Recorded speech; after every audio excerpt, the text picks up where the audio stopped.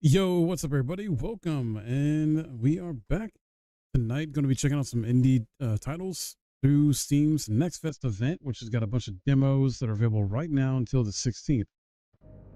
First up is Acts of Blood. So hold on, actually,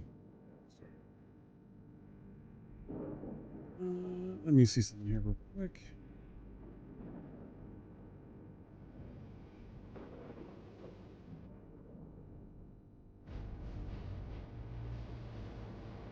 Like that music.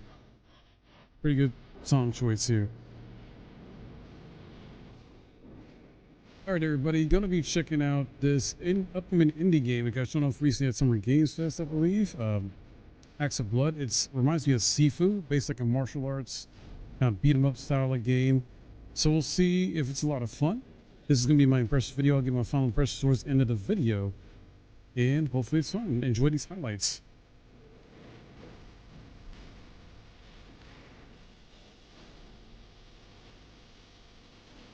All right, let's get the options together here. Let's see.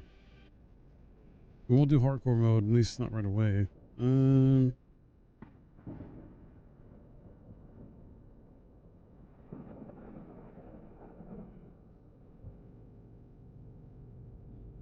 All right.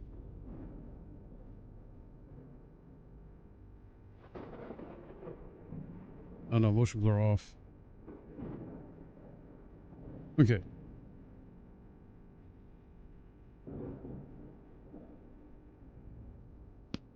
Hold on, I thought I saved. There we go. Okay, new game.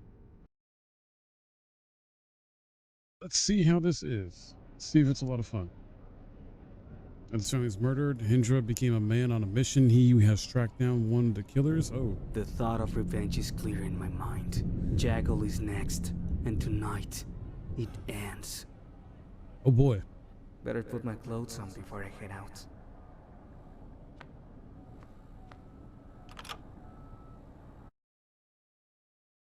Wait, audio went out for the game. Not sure why.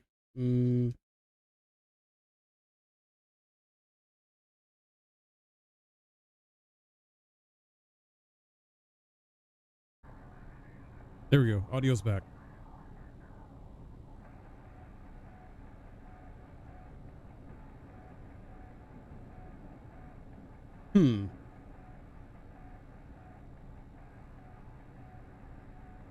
All right, I guess this is it.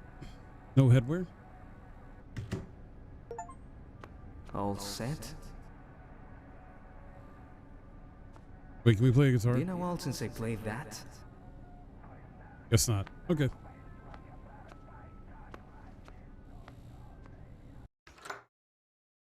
Oh, so it gives us 3 areas? Or can we do story mode? Oh, we get options. Okay. Let's do the warehouse in story mode.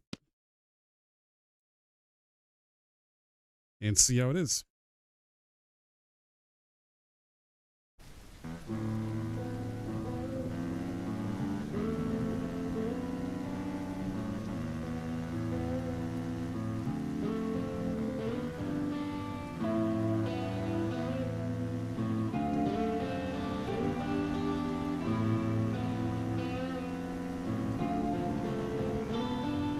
Good music. Definitely good music.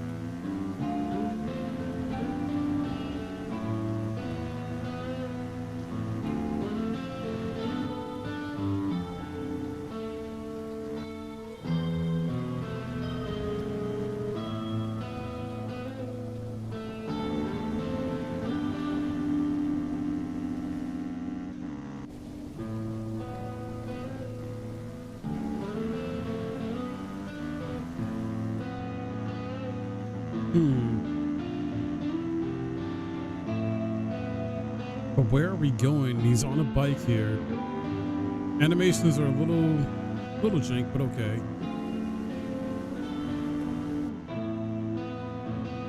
It is an indie title, so not every indie dev's going to have the talent or resources or even the money to make everything polished, but this is work in development anyway.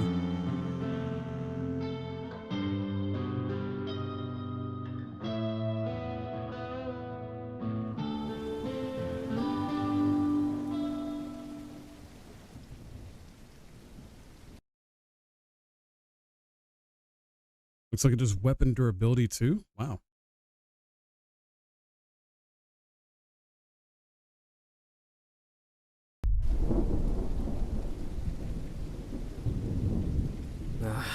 Here we go again.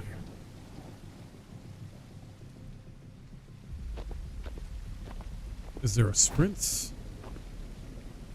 Need to get down there. That red lit door might be the way.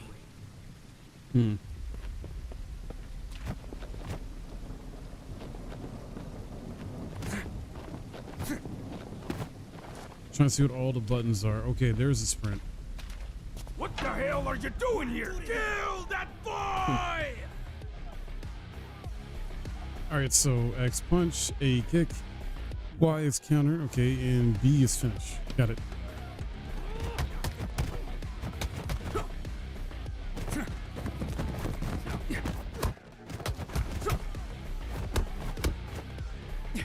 Come here. Oh, nice.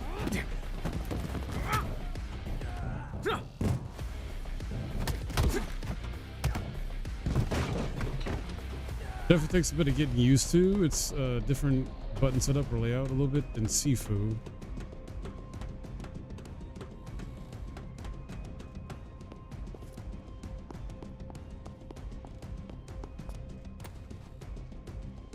Let's see. Oh, you can throw weapons with LB or hold X or press X to use it. Okay.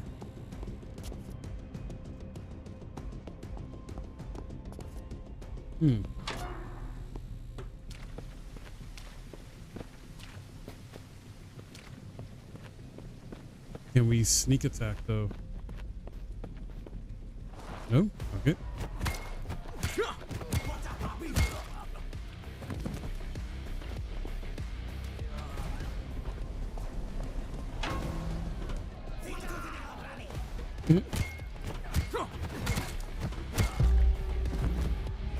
Nice. Oh. Oh wow, one hit took him down. Oh no, wait.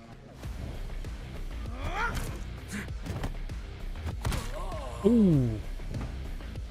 The X-ray type of visual is a nice touch.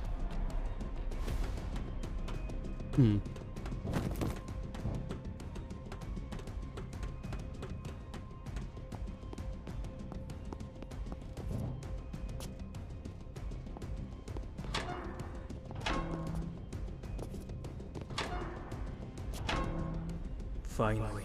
Now to find that bastard. Hold on, I want to see about up top.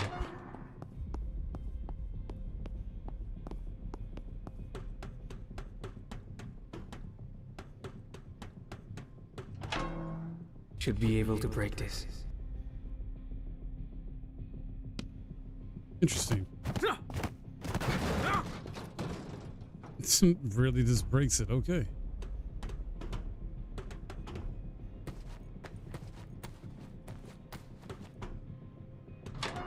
Just grabs it all.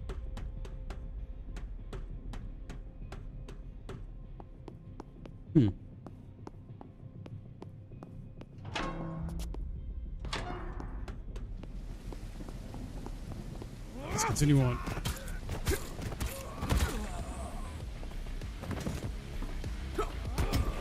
Ooh.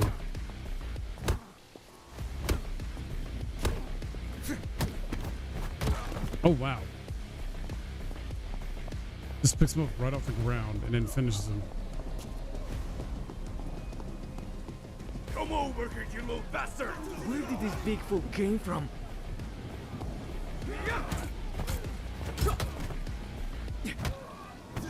Enemies can be a little more aggressive though. Oh.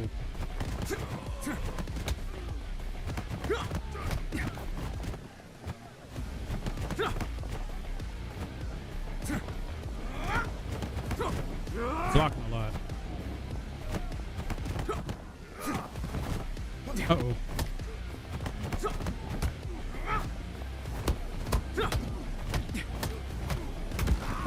Nice.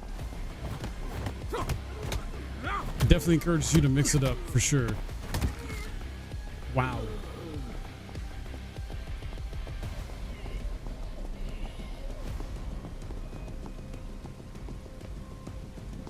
Hmm.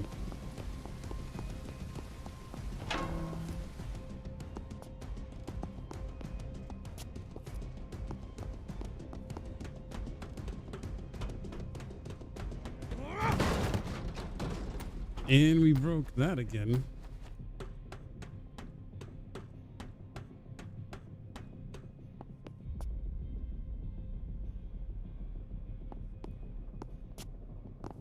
This might be the wrong way.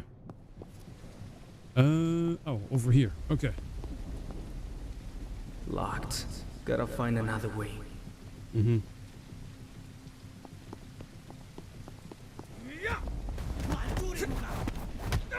Ooh.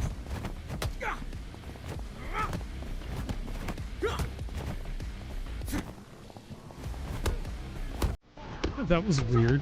A little jankiness to it.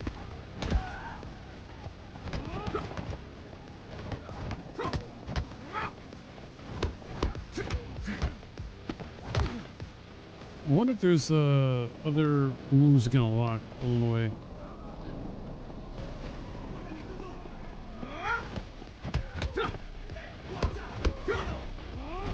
Ooh. Nice.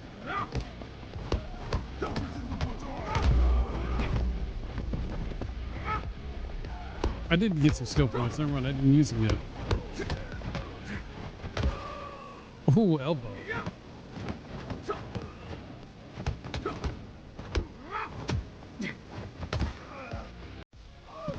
All right, let's see. Let's see.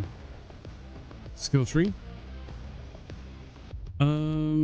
Melee. Hmm.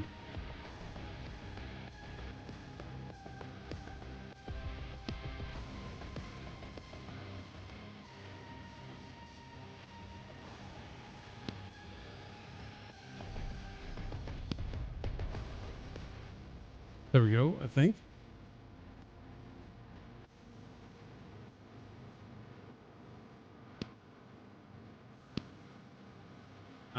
Never mind. Okay. Simple.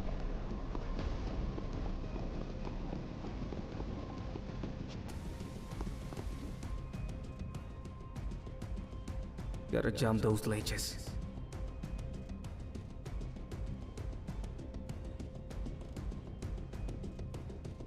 Let's jump those ledges then. Wait a minute. Oh, so we do get like a med kit thing. Okay, cool.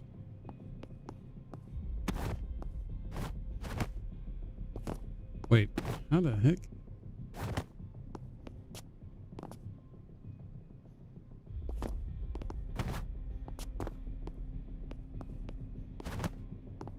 Hmm.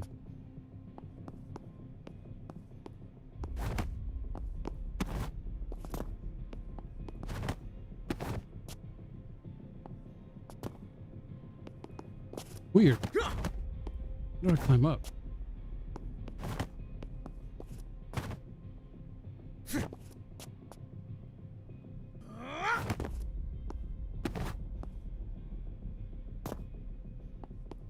Hmm. I can't go that way. Very odd.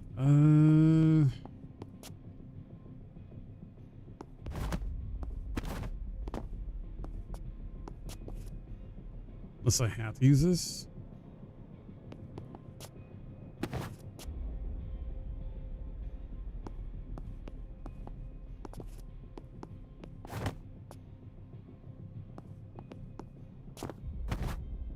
Yeah, I'm not sure how I'm supposed to get up there.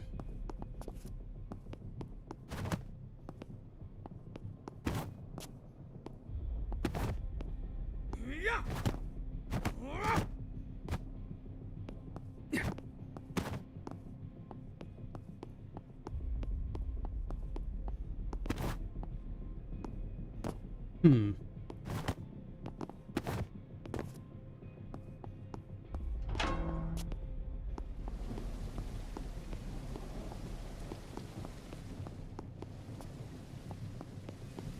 Doesn't seem to be another path. Does not seem to be another path to take.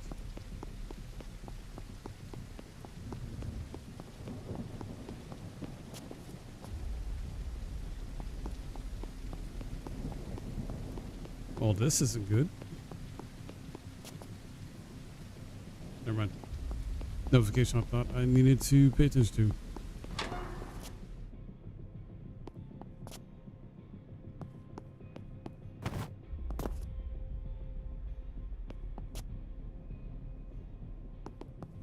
Medkit right here we got.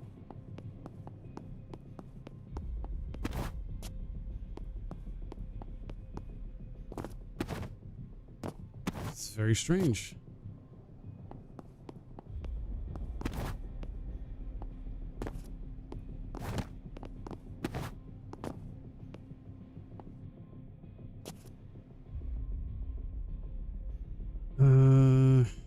Let me check options here. See if there's something missing from the control scheme.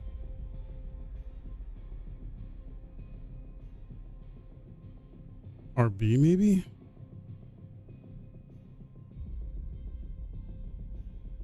Or LB?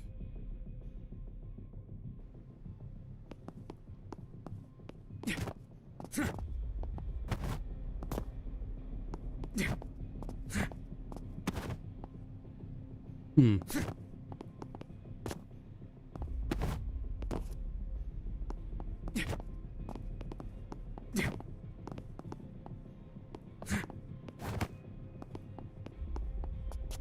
I'm trying to figure out what I can interact with. Because either this is a glitch or I don't know.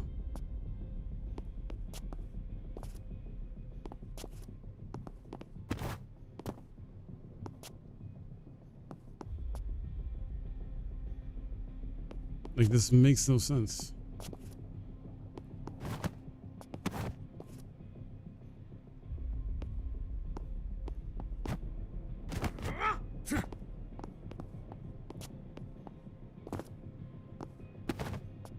You would think they would let the character climb or something, but no, not entirely.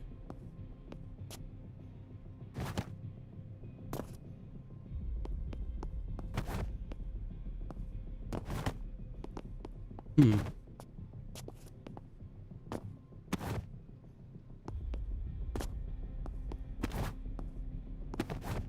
Oh, there we go. Oh, wow. That was very... Okay.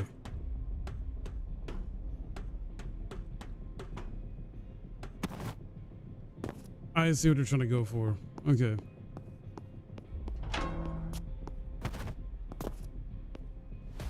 Shit! How did they get guns? Oof.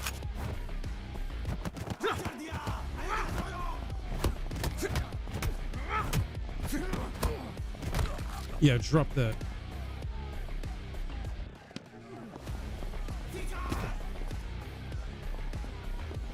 Hold on.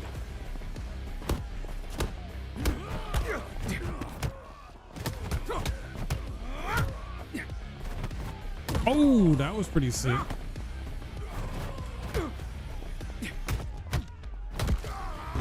Nice. So he does do different finisher moves and stuff. Okay.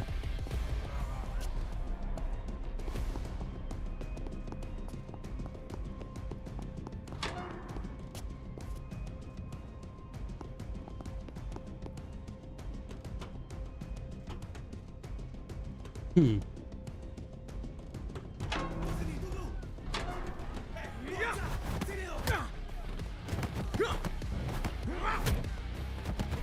Uh-oh.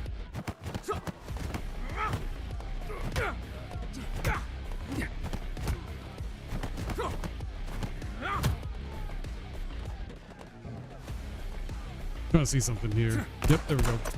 Oh, I thought he was gonna do something else with that.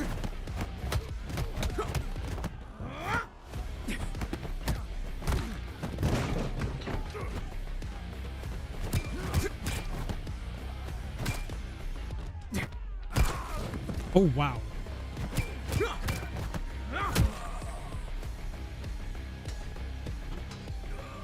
All right.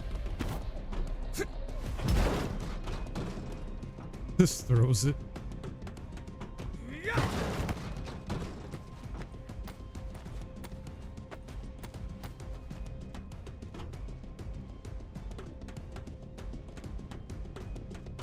think this is the wrong door anyway. It was the side door.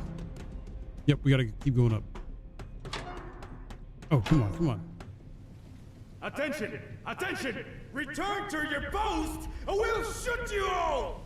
What the hell? Looks like a workers' protest. Interesting.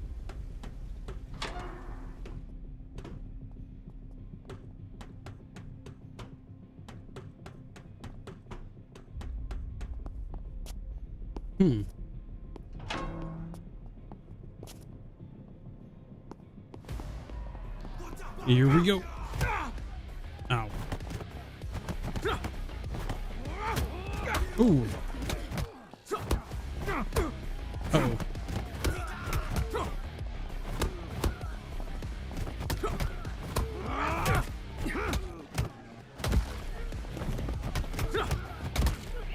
The finishers, though.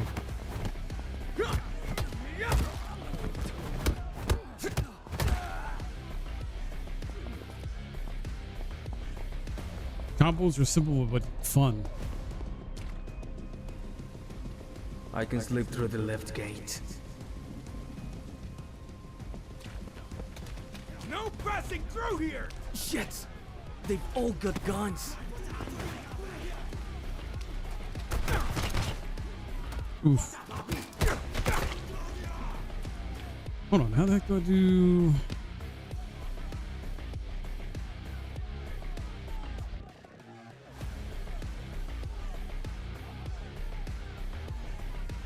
Okay, I thought so. He's not doing it though.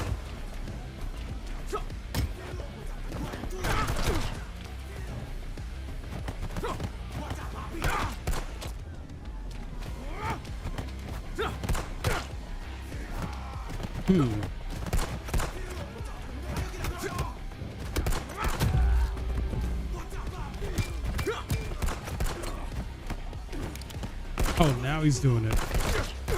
That's weird.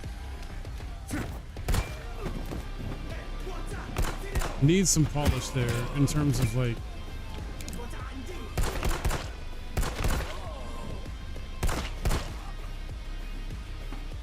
Yeah. Needs a bit of polish there in terms of how you go from, if you're gonna, you know, use a melee weapon versus a ranged weapon in the game.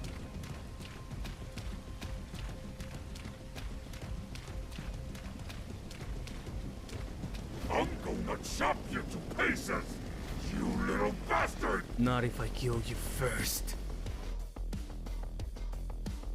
You can't counter enemy bosses, dodge their attacks, press and left trigger. Okay. Oh.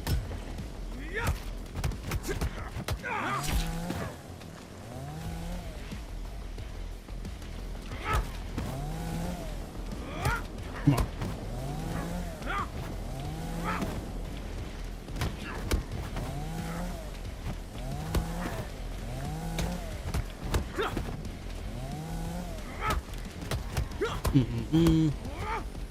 Boss is pretty simple and easy. A little janky.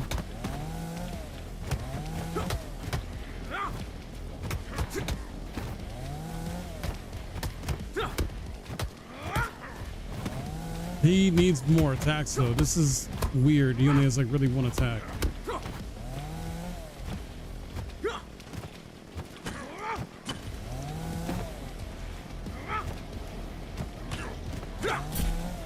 Oof.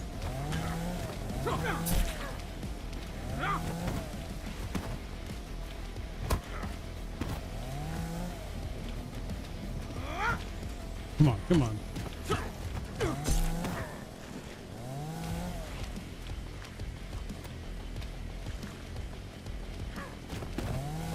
No, no, no.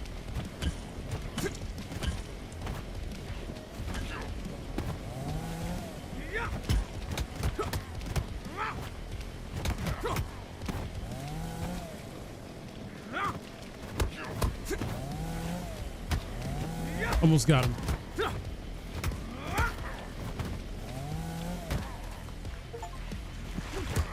And beat him.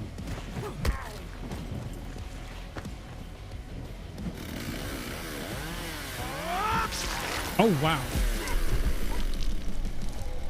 Hmm. Brutality, I guess, huh? Rest in hell, you piece of shit.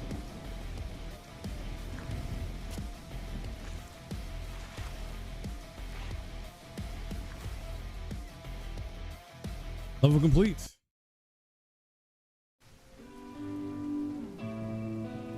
Jaggle is dead. The hunt isn't over. And I won't stop until I kill them all.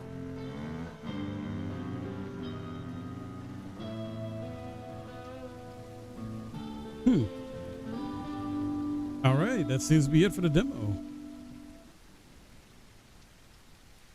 Let me see. There's a. Let's go to main menu.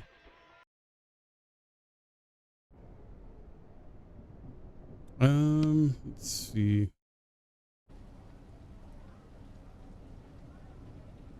Better put my clothes on before I head out. Hold on, wasn't there an arena thing I could do?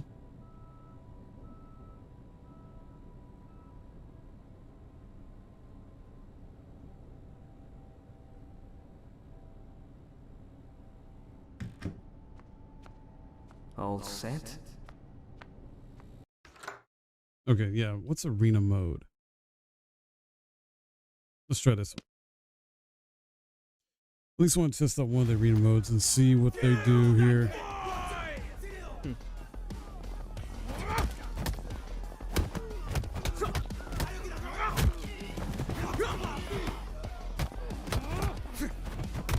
Interesting. Ooh. Basically just probably like a horde mode in a sense.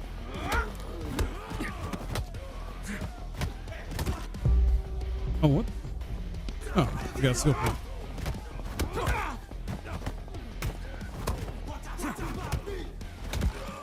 Oh, nice.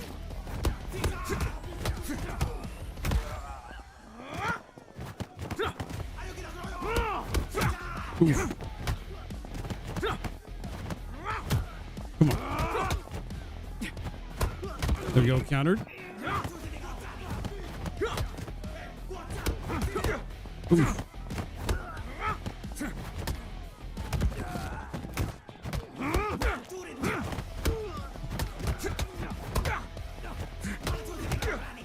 Wow.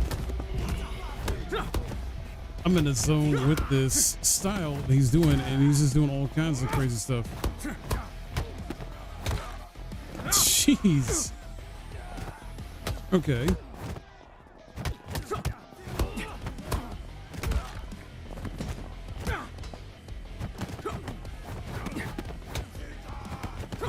I still think enemies could be a bit more aggressive though, because you only got really one or two at most attacking at one time.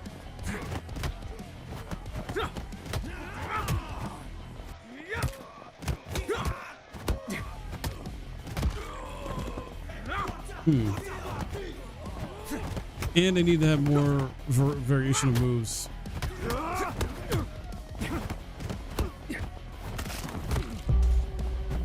Because I mean, the main character you play as has a variation of moves, at least when it comes to finishers, right?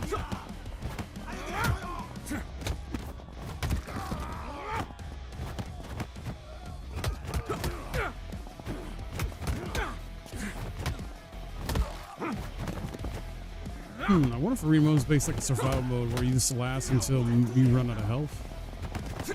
Because so far these enemies are just not really going anywhere. Like a new one spawns after I take one out.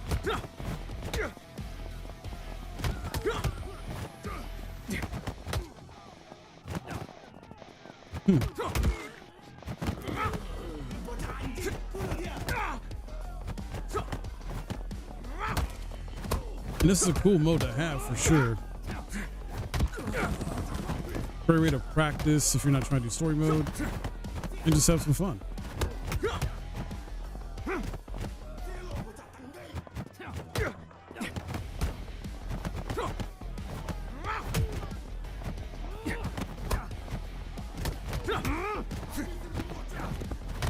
Ooh, nice.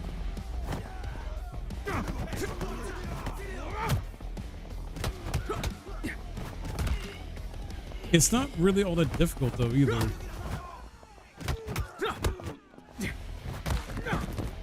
drop kicked him.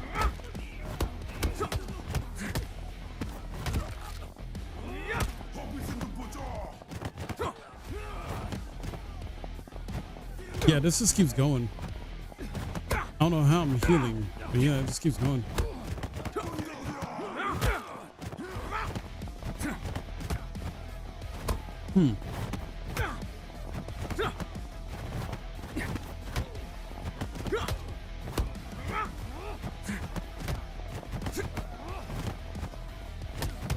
Come on.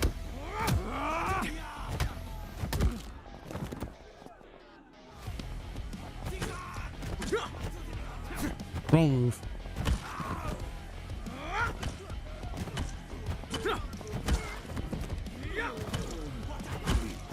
Yeah, enemies just keep spawning.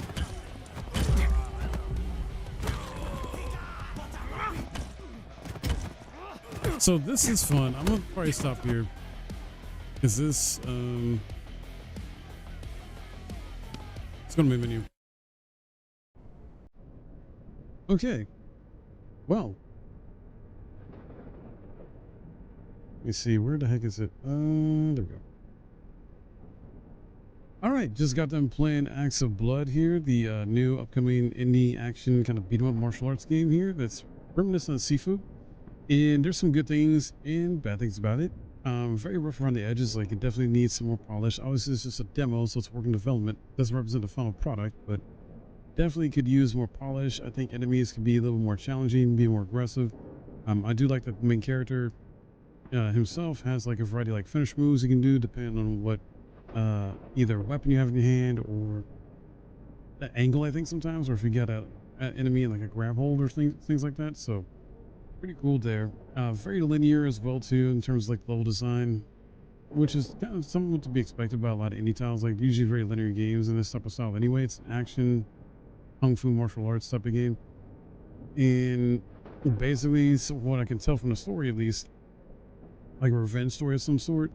Not entirely sure what's fully going on here in terms of the story yet, but it is called Acts of Blood for a reason. So, you know, typically with names like that, yeah, it's gonna be a very either violent type of story told in some manner.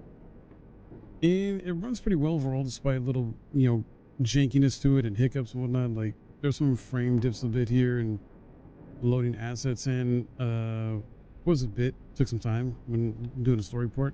There is an arena like type mode though if you want to do that outside of story, at least in demo.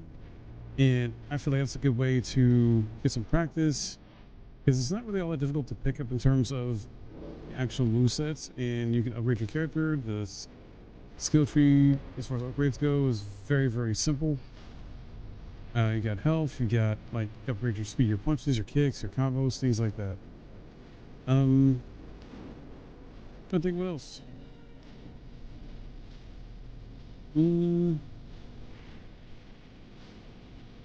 The boss. The boss was fairly easy, just stuck to doing like one move type stuff. Pretty much, like in terms of story. I don't know why that was a thing. Maybe, I don't know, maybe it was just for the demo purpose, but I think overall enemies and the boss that I fought definitely needs to be tweaked, adjusted, like have some more moves, because those pretty much the boss is doing the same move over and over again. Enemies are pretty much doing the same moves over and over again, which was very limited moveset. And the main character himself has like a more varied moveset compared to the enemies you take on. So I think there needs to be adjustments made there and tweaks. And like I said, have the enemies be a bit more aggressive. Like there's one you're attacking at a time. Sometimes the second will come through and try to attack from behind or the side of you.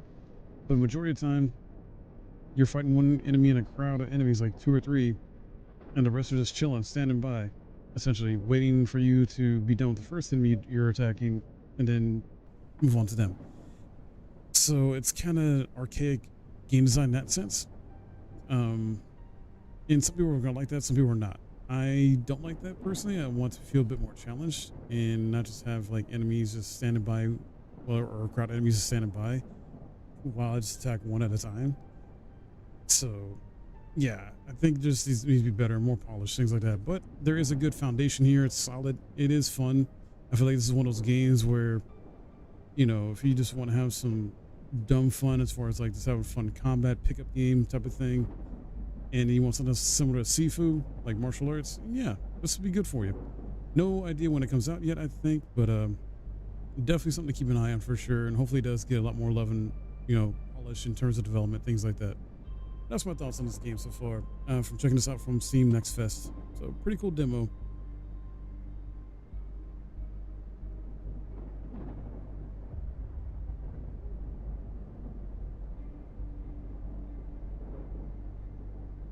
And hopefully you enjoyed this from my impressions video of this demo here. And if you did, please hit that thumbs up, subscribe, and I'll see you in the next one. All right, there we go, guys. Want to get that done. And then we got 3 more demos to go through, at least. And then we got some game news to talk about. Okay. So, where is the second one? There it is. All right.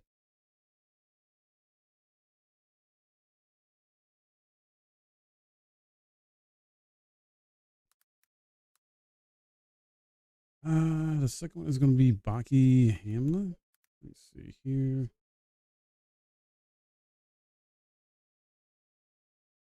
Okay. All right, let's see how this one is.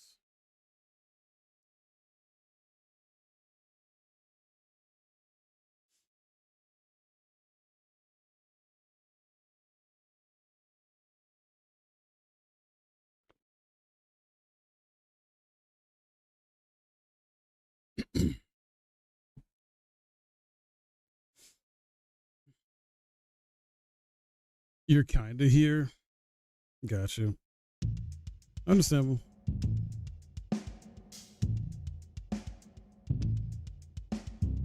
The music. Baki Hanma, Blood Arena. Nice. What's up, everybody? I am bringing you another demo from Steam Next Fest. This time it is Baki Hanma, Blood Arena. This seems to be based on the anime and manga as well of the same name in terms of Baki. And I forgot this is even coming out.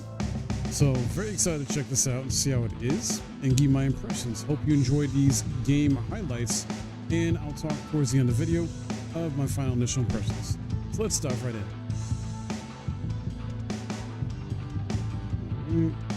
Here.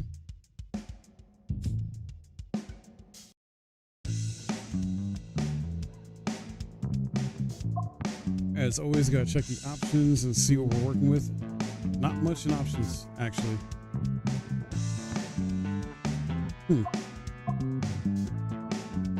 All right. Let's see what it's looking like. Fighter path. So one more area. That's fair.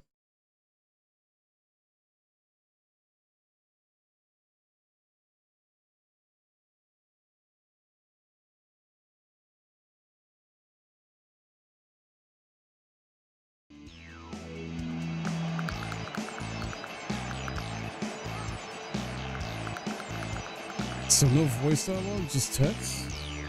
Subtitles? That's a shame.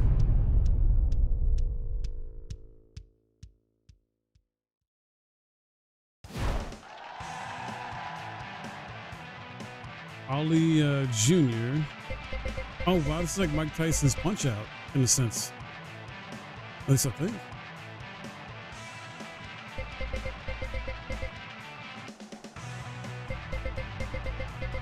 Check my Muhammad Ali style boxing that my father developed. Ready, fight. Okay, but how does it play? All right. So X or A to throw a low attack. Got it.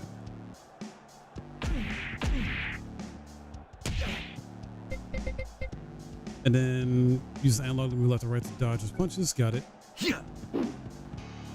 Wow. Oh, I went the wrong way. Super meter is full. Press both LB and RB for special attack. Ooh. Oh, wow. 1, 2, 3, 4, 5, 6, 7, It straight up is like Baki Punch Out. How the fight begins. Okay.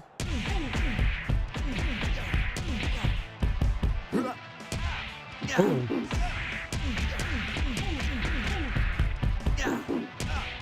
Uh-oh.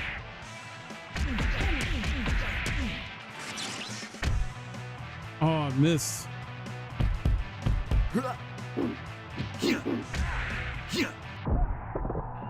Uh-oh. Get up, Baki.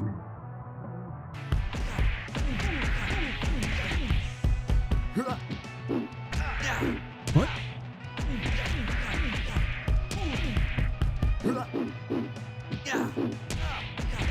I keep messing up.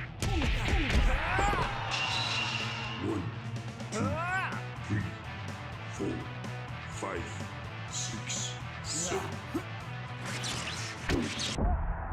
Oh no. I try to use this super.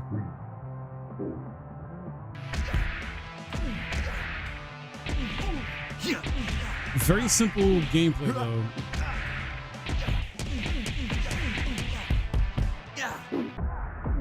Oof.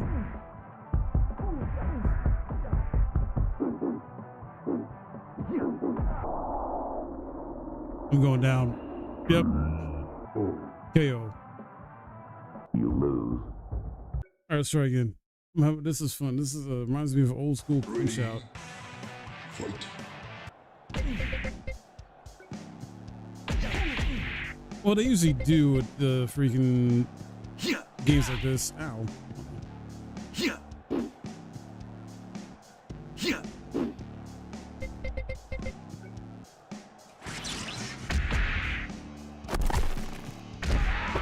So I gotta make sure I land that. 2, 3, 4, 5, 6, 7, 8.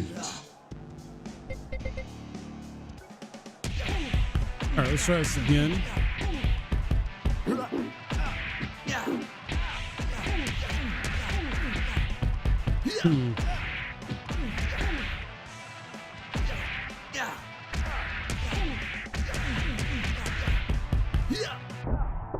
I am messing up bad on the dodges. 2, 3, 4.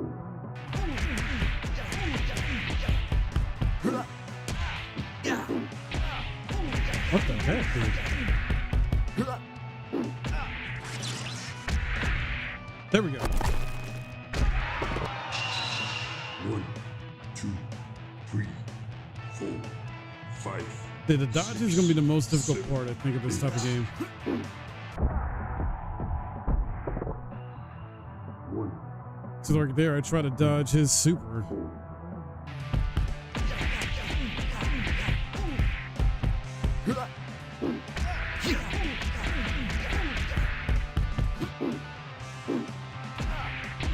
What? How did it still get hit? That's weird.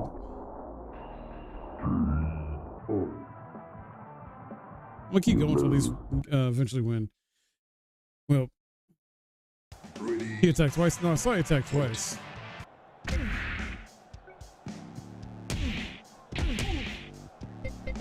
But I could have sworn I pressed to dodge. So like right there, I could have sworn I pressed to dodge. Okay, what the heck? Dude. Hold on. Oh. That's wild to me.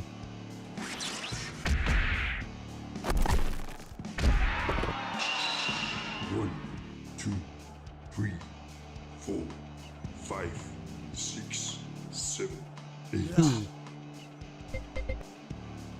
Let me do. Oh, whoops. Hold on. Sorry about this. There we go. Okay.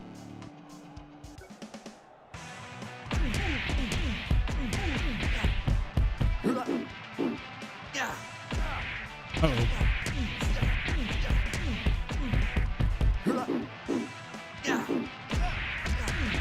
Dodged the wrong way.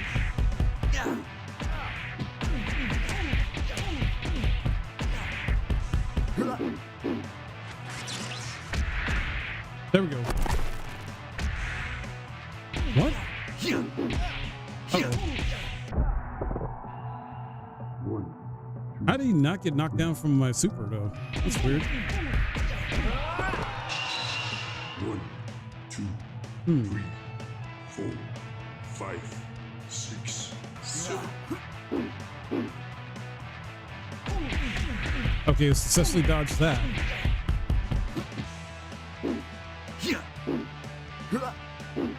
Nice.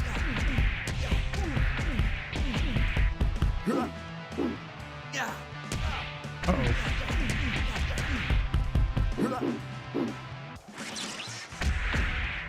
There we go. Getting better. Getting better.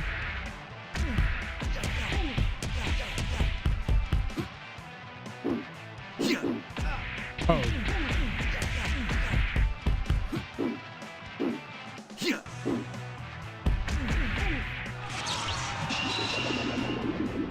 Almost done. Oh. Press A, press A. There we go. Oh, Won't be defeated. You win. Is that it? Excuse me. Oh, it's not. There's more. Okay. Dopo.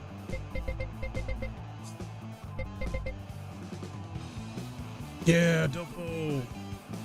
It's crazy they decided to turn Baki, like an anime and manga, into a essentially Mike Tyson punch-out type of game. Oh. Oh my. Oh. That's pretty cool. Oh, what? 1, 2, 3, 4, 5, Yeah, that's sick as far as how they add in a bit of like twist to it. So like if the enemy opponent's going to essentially like attack your eye like that, one of your eyes at least anyway, half the screen goes, you know, dark for a bit. That actually makes sense, yeah. Oh, I couldn't continue to freaking wow, that's it. That's the demo. That's it. A short demo. So in order to continue to attack, you have to wait for the full game release. When does this come out? Wow. When does this come out? Does it have a release date? Q3 of this year. Wow. Okay. All right. Well, final initial impressions of Baki Hanma Blood Arena. It is essentially an anime Mike Tyson punch-out game. Legit. That's all it is, but it has a little spin on it in terms of like adding in some things in there where if like a character Dopo, for example, was the second fight of the demo, I couldn't finish it up because I had to wait for full release, but he essentially does like an eye gouge move to you and the screen goes dark for half the screen because it's like when your eye's been taken out. That's pretty cool. I like that in terms of how they kind of make the fight a bit more brutal and realistic in that manner. The tutorial fight was against Ali character in the anime, who's the, I believe, fictional son of Muhammad Ali. So pretty cool there. Took me a bit to get through him, but mainly just learning how to dodge his attacks. Basically, that's all it is. And that's kind of how Punch-Out is too. Ultimately, it's like knowing when and how to dodge the attacks at the right time and look for opportunities to get in a hit. So this is very cool in that regard. I'm not sure much is going to be, but this is one of the fun demos from Steam Next Fest I got to try out. So hopefully you enjoyed this, and I think it's going to be a lot of fun when it does come out, especially if you're into the Punch-Out style of gaming. It's going to be very, very fulfilling for those that are like into that style for sure, especially those like me who grew up like in the 90s on Mike Tyson's Punch-Out and Punch-Out games. So yeah, very cool stuff there. Let me know what you think about this game too. Is it something you're looking forward to? Sound off in the comments below, and hopefully you enjoyed this video. I would appreciate a thumbs up and subscribe if you're new. I will see you next time. Okay, just had to record that for the YouTube guys, and let's check out the next demo. Wow, that was surprisingly fast or short, but I guess there's not much to a boxing game like that, you know. And if the next two are fairly short, Then we got game news to talk about, and if I got some extra time before I end stream, then I will maybe do one more demo. All right, let's see. Burning Sword, Deaf Sun is the next one up. Let me see.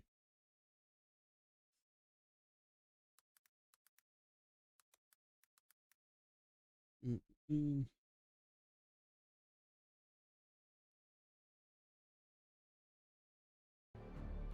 So for those wondering, Burning Sword, Deaf Sun is a wuxia hack and slash game. Action adventure beat 'em up. So hopefully it's a lot of fun. Let's try it out.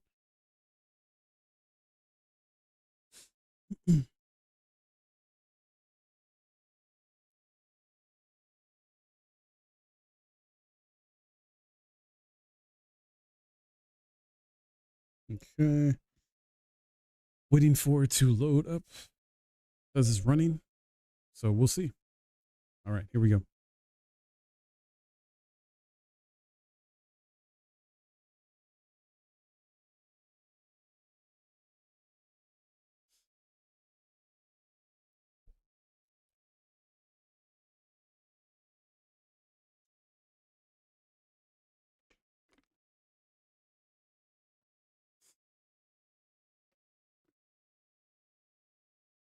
Tomorrow, guys, I got 4 more demos planned to play to check out, showcase to y'all.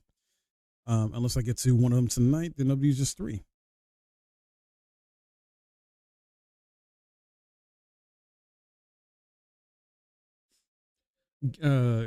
Galaxy or Blood Magnolia, have you tried any of the other demos on Steam Next Fest?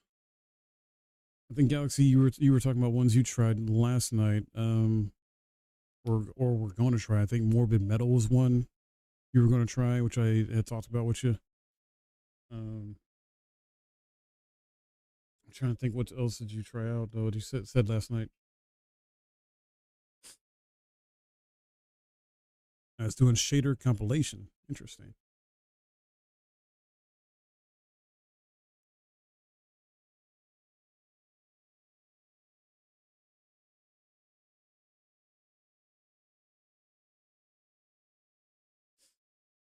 You have a few downloads that's auto demos. Nice. What are you thinking about playing, or what are they? That's right. Horde Lord, Terminalia. I don't know if you like these ones either. I'm playing, so.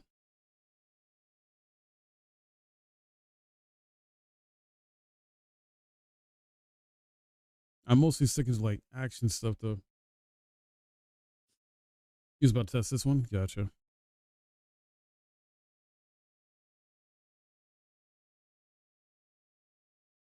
This is Unreal Engine as well. Oh, Solo Leveling. Yeah, I gotta still do a video on that. I recorded gameplay footage. I recorded my hands-on experience with the game, like the demo. I just gotta edit it together and put it out. Lonesome Guild Metal Eden. Metal Eden looks fun. Gloomy Eyes. Bullet Yeeters. Haven't heard that one.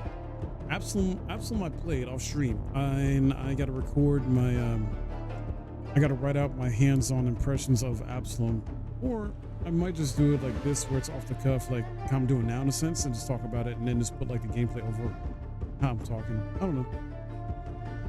But yeah, Absalom is amazing. If you like beat 'em up games, it's a beat 'em up solo or 2-player co-op roguelike. A lot of fun. A lot of fun. Middle Eden, I was thinking about maybe trying that out. I know it's like an FPS of some kind. There's a Fish Souls game you want to try out? Wow.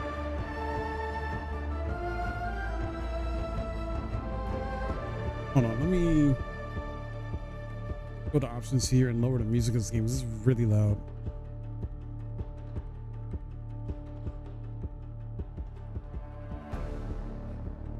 There we go. Let me also check the graphics real quick.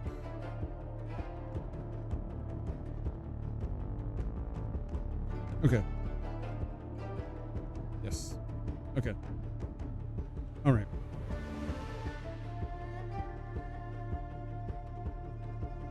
What's up, everybody? I'm bringing you another game from Steam Next Fest. My hands-on experience with the demo for Burning Sword Death Sun. It's an upcoming action-adventure hack and slash. I'm not entirely sure if it's going to be like Devil May Cry or Bayonetta or even Ninja Gaiden hack and slash, but I got some game highlights for you from my hands-on play here, and I'll give my final initial impressions towards the end of the video, so hope you enjoy. All right.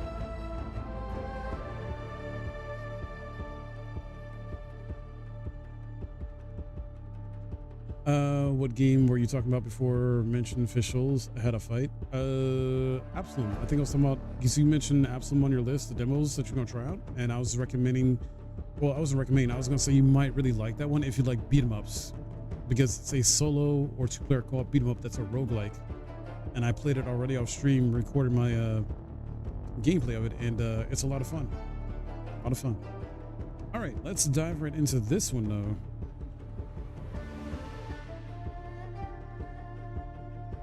Okay, we're just gonna do the prologue, I guess, which is fine. So hopefully this runs pretty well and it's a lot of fun. In Nansong Dynasty, the land fell into disarray after being conquered by the Jin Dynasty. Getting some encoder overloaded The royal issues. court prioritizes making peace, weakening military power. This allowed the various sects to extend their influences, gaining more power. The martial world fell into chaos. The Elder of the Northern Mountain is the supreme ruler. No one dares to oppose.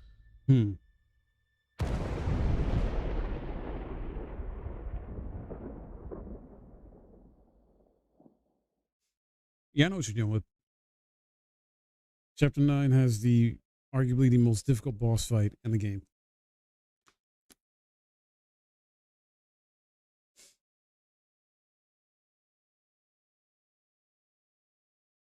Chapter 9 in Lives of P is my most disliked chapter to go through.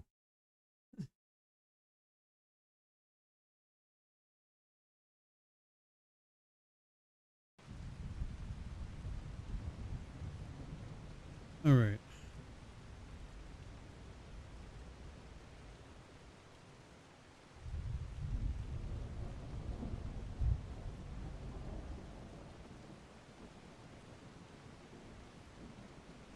Uh-oh.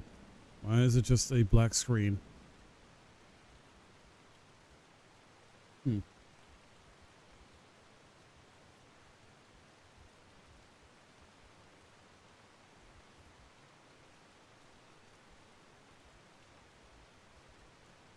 Well, this is not good. I don't know what's going on with the game demo.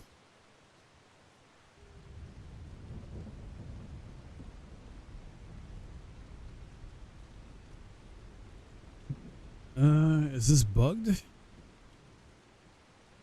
Let me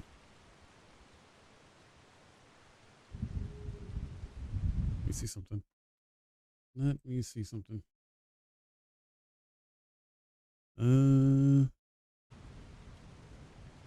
Weird.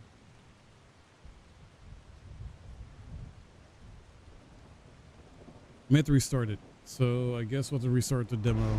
Oh, wait, never mind. There it goes. That took a long time for some reason. Very odd.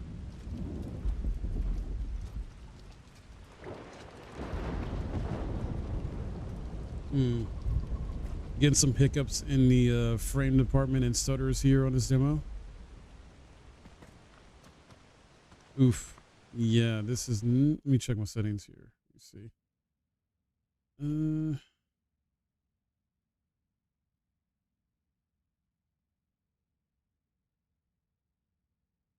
Everything's medium, with the exception of this, which I don't know if I'll probably just make that medium as well. Shadow quality do not need to be that high.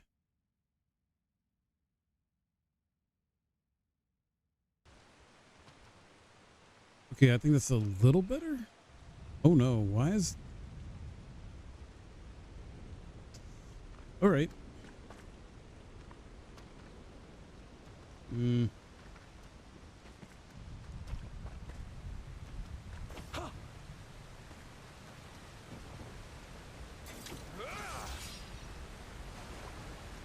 It's weird. Dodge is right trigger.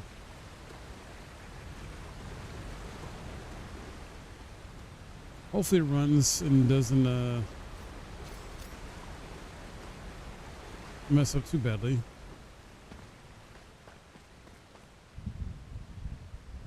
Wall jump.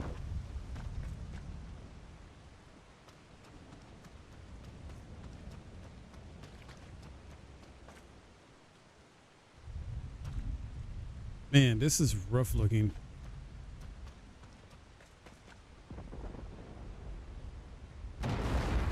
Oh, wow.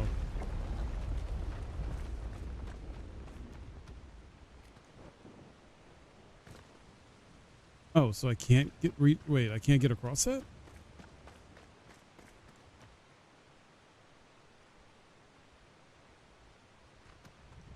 Oh, I can glide.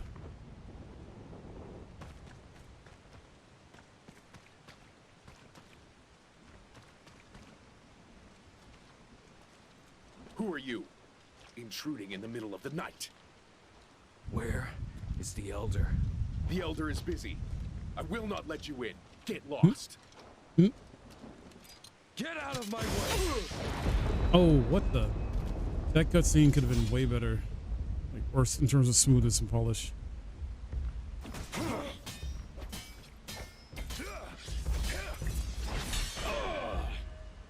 Ooh.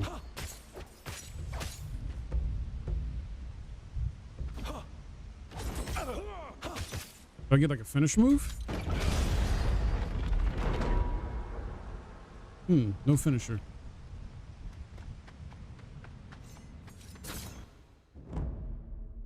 Drain when an enemy's guard break, or when the enemy's guard break or Slade and reveal the enemy's key vessel, I think. Press B to drain the power, deal tons of damage to the enemy. Huh. Interesting. Okay. How do you get past the guard?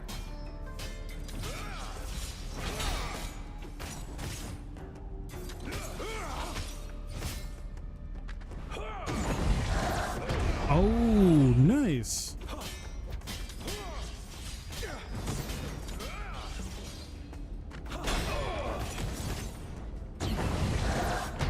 Okay, that's a cool mechanic.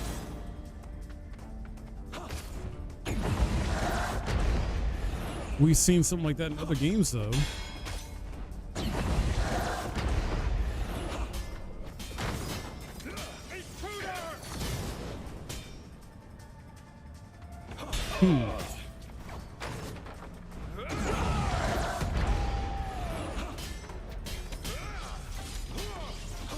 Come on.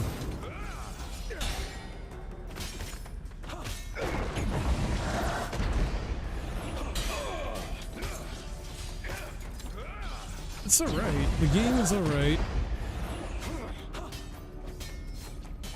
Enemies are easy, though.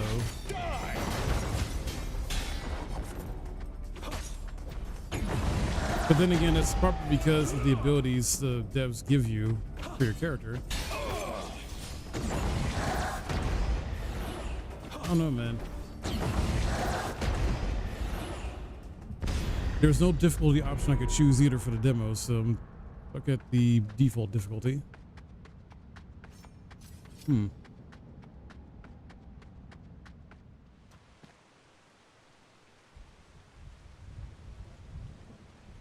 Here's another issue though. Like, the environments are not done well, in my opinion. Like, you know, this is being developed on Unreal Engine 5. It looks like it's from like PS3, Xbox 360. In some ways, not entirely, but a little bit.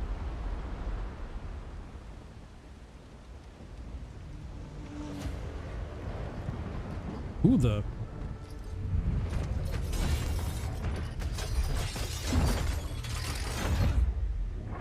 Oof, in these cutscenes.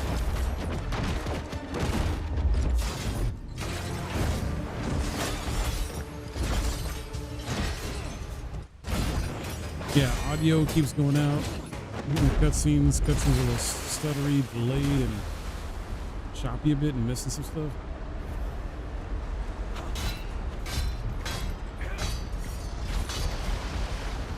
We got a boss fight at least.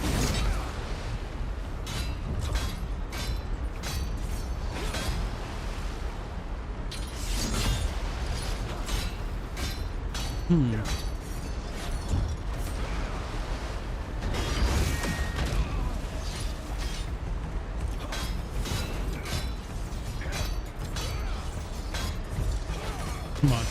Ooh, blocked it. Like the drain ability is really cool.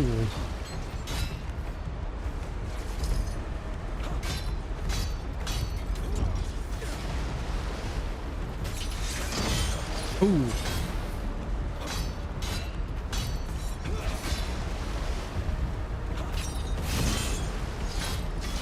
Come on.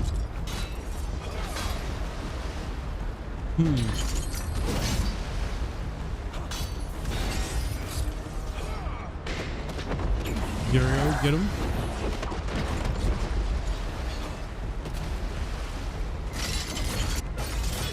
Uh-oh.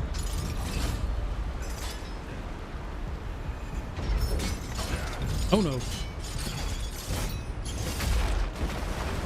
Ouch.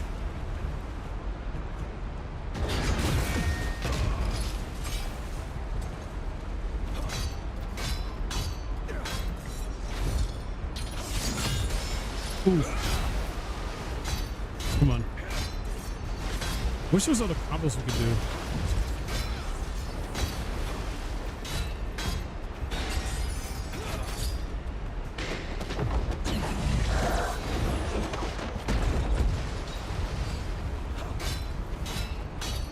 It's just like regular attack so many times, you know, and then mix it up with the heavy attack or alternate attack of why? Oh.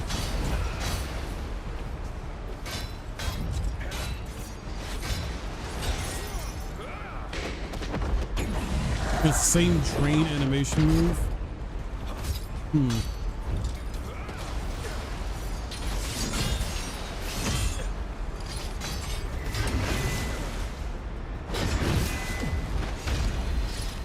Oh, blocked it. Nice. Okay.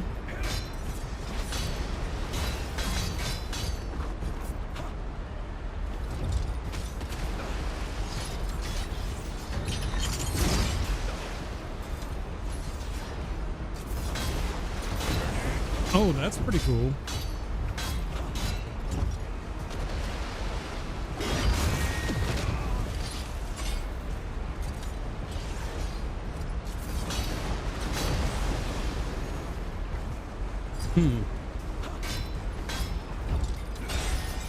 There we go.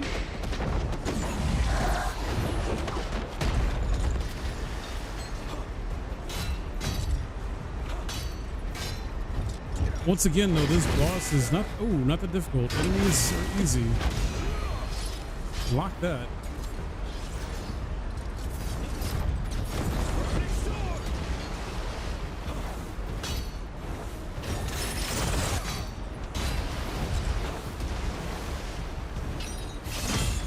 Ooh.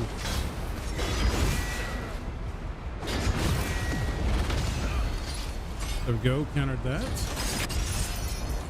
Nice. So that kind of has like a perfect parry system kind of built in, but doesn't tell you. Because I just like perfect parry that or guard that. It was able to counter attack.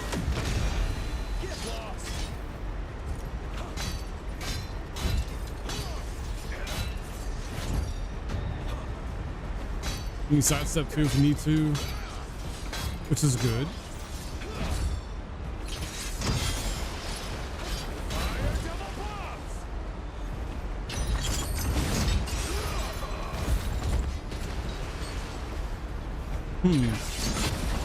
Yep. And defeat him.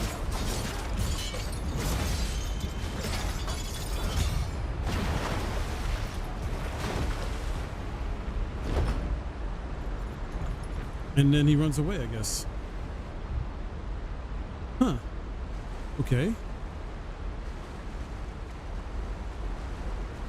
Now where do we go? Maybe over here?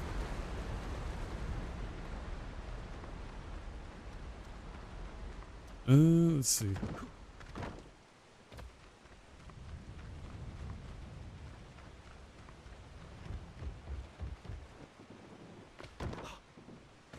That was weird. Hold on, let's try this again. Oh no, the wall running or jumping is really glitchy and jank. Oh boy, that's not good.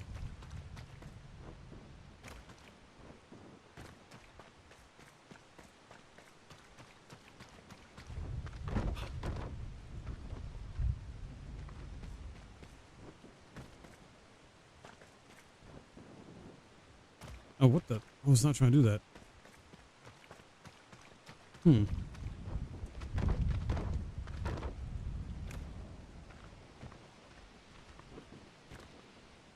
All right, let's try to get over here. And over here. Wait, this door not open? So I guess I gotta go to jump up the wall. Up here. Okay.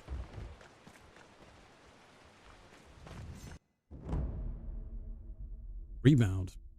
Position the highlighted item between Zhang and the enemies, then press B to launch the item forward.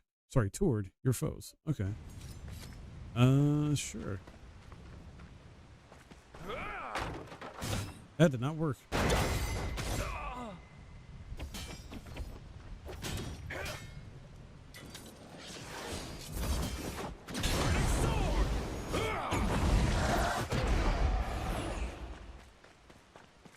Hmm. That sort of works.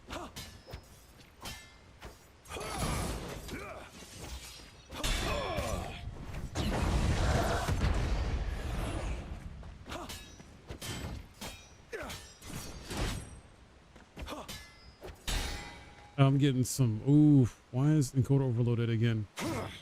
Hold on.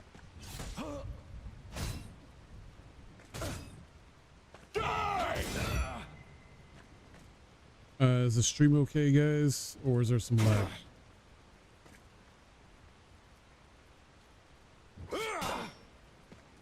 I'm testing to see. I'm moving around. It seems like my camera's fine.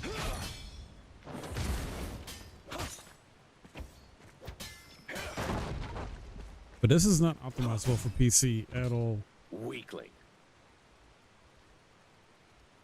Hmm.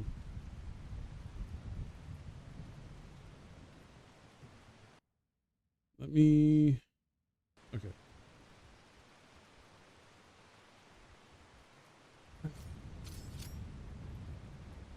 I think I'm done with this game here. Burning Sword Death Sun is a wuxia action adventure hack slash style of game, and while I see what it's going for. Like, it's trying to emulate some of the modern games in some aspects, but also do its own thing. It's a game that kind of felt pretty easy though once I was able to play it, but there's a lot of issues in terms of it's not really optimized well for PC, even though I know it's a demo. Not all demos are going to work great. And I know it's not representative of the final product, but it is worrisome. So I was experiencing, stutters, some jank, some lag, a little bit of glitches, and it's just not good. Not good in that regard. Still gotta try it out though and showcase it to you guys, but this is a game I'm not gonna pick up in the future. It doesn't seem like I want to keep my eye on it either. It's just very, very odd in terms of how it's designed. It's made on Unreal Engine as well too. I think Unreal Engine 5. It's an Unreal Engine, so I'm guessing Unreal Engine 5. I know a lot of devs from indie to AA are able to use Unreal Engine 5 now, and it's got a lot of stuff that makes it easier for them. But the other issues is like the environments and the loading of cutscenes, things like that, the choppiness of it. Hate to say it, but it reminds me a bit of like PS3 type of graphics to some extent, instead of being like a modern day game in terms of visuals and optimization and smoothness in terms of how it runs overall.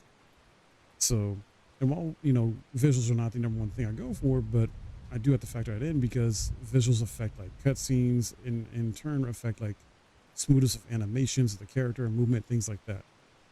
So when they're not optimized well or done well, it is not good.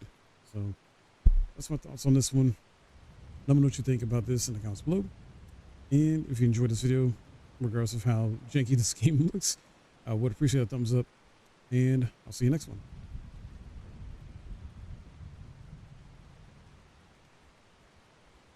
Oh, why did I not? Uh-oh. There we go.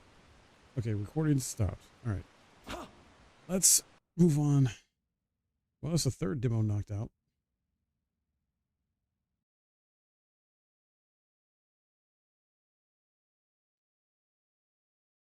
Enemies are too passive for your liking. That's what I mean. Like, I don't understand. Like this one and the first one I played, Axe of Blood, and this one I played, the enemies felt like they weren't aggressive enough. They were too passive, like you were saying, in the sense where they just want you to fight one enemy at a time, and the others just hang back until you defeat that one enemy. And that's like an archaic sort of like game design choice or game design in general. Very weird. I don't know why they did that. I don't know why they did that. All right, I'm gonna just uninstall that one.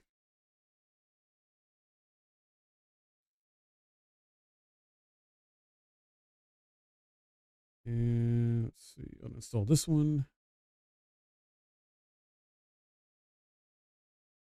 And then,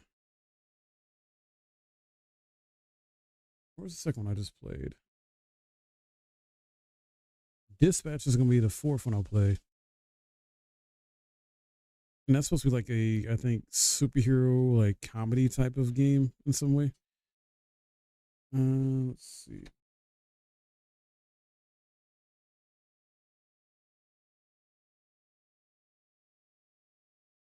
There it is. I was like, where's Baki at? Heck, Baki was the one that worked the smoothest, honestly.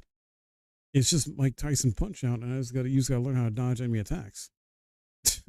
Baki was the best one so far played in terms of demos.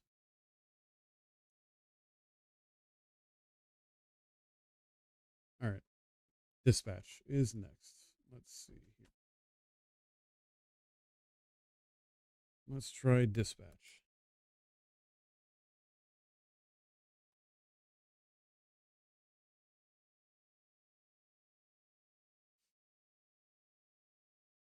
Well, on a positive note, in a sense, I'm going through these demos pretty quickly. Because I was going to give them each like 30 minutes to an hour at most of my time. That's usually how I like to play demos, and that's usually how most demos are. They're usually like 30 minutes to an hour, depending on what game it is. Okay. Hello, everybody. Mike here, bringing you another hands-on impressions video. This time for Dispatch. This is another game that's part of Steam Next Fest as far as one of the demos available. By the time I put this video up, they'll probably already be over with in terms of Next Fest, but Dispatch is a game I've been looking forward to since it got announced. It's a goofy comedy, like almost maybe Telltale's-ish style of, I think, superhero type of game, where you play as a dispatcher and you're trying to dispatch like superheroes whose emergencies or, you know, trouble, things like that. But I guess they thrown in some comedy with it to see how it is. So I think it's like a point and click type game mostly. So we'll see if there's any action to it or anything else beyond that in this. And I hope you enjoy the game highlights I have for you. As always, I'll give my initial final thoughts on the game in terms of the impressions I have of it towards the end of the video. All right, let's see. Hopefully this is good. Does this not support controller? I guess not. Can we do... Why is there no borderless window? Why does this not support borderless window? That's so weird. Full screen it is, I guess. Okay, let's play.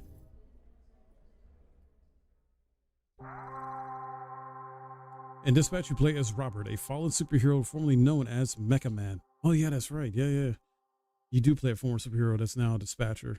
That's okay. Having lost his mech suit in battle, he is recruited to join SDN, the Superhero Dispatch Network, as a dispatcher. In this section of the game, Robert has just arrived for his first day at SDN.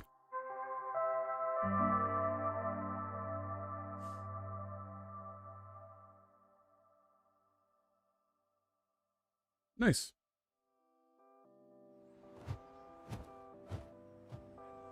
Oh wow, this looks very pretty overall visually, like bright, colorful. Wow, well animated, well designed. We're not the highest profile branch in the network, but we've got what makes the real difference. Great people. Some of them aren't even people, and they're still great. One of the 3 copiers on this floor. Fax, scan, does literally everything. Documentation, one of the 3 Ds at SDN. There tends to be a healthy amount of paperwork. I used to call it triple Ds, but I was informed that had a different connotation. What kind of heroes end up here? Oh, all sorts. Some that are tired of doing it themselves, some heroes who prefer teams. And some that used to be called Invisibitch. Quite the eclectic roster. Yep. We're all about diversity. Lana works in the mailroom, from a different galaxy altogether. And then there's Galen, way back there, born with super hearing.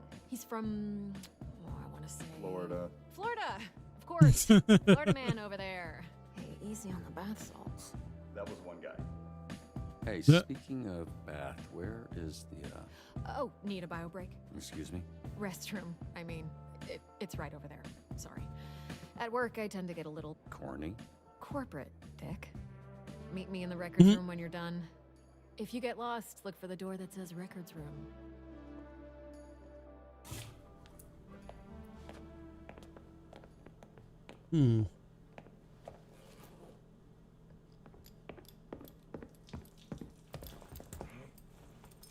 Oh boy, what is about to happen? Bruh, I almost went in my pants. Hey, you this Robert people talking about? What's up, brother? Man, Oh they my name me goodness. Roy, but people call me Roy. No, bro, no. Oh, my bad.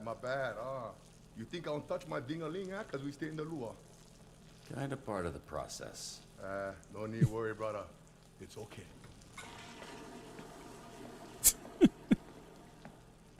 So roid, like steroid? Huh? Hell no, brother. No, cuz. Listen. Get 3 other guys here. They go by the name Roy. So I think it's like, we go scrap, we go ground, I bust you up, and then, you got Roy. You know what I'm saying, bro? That's No, what I don't know what that's you're I saying. think.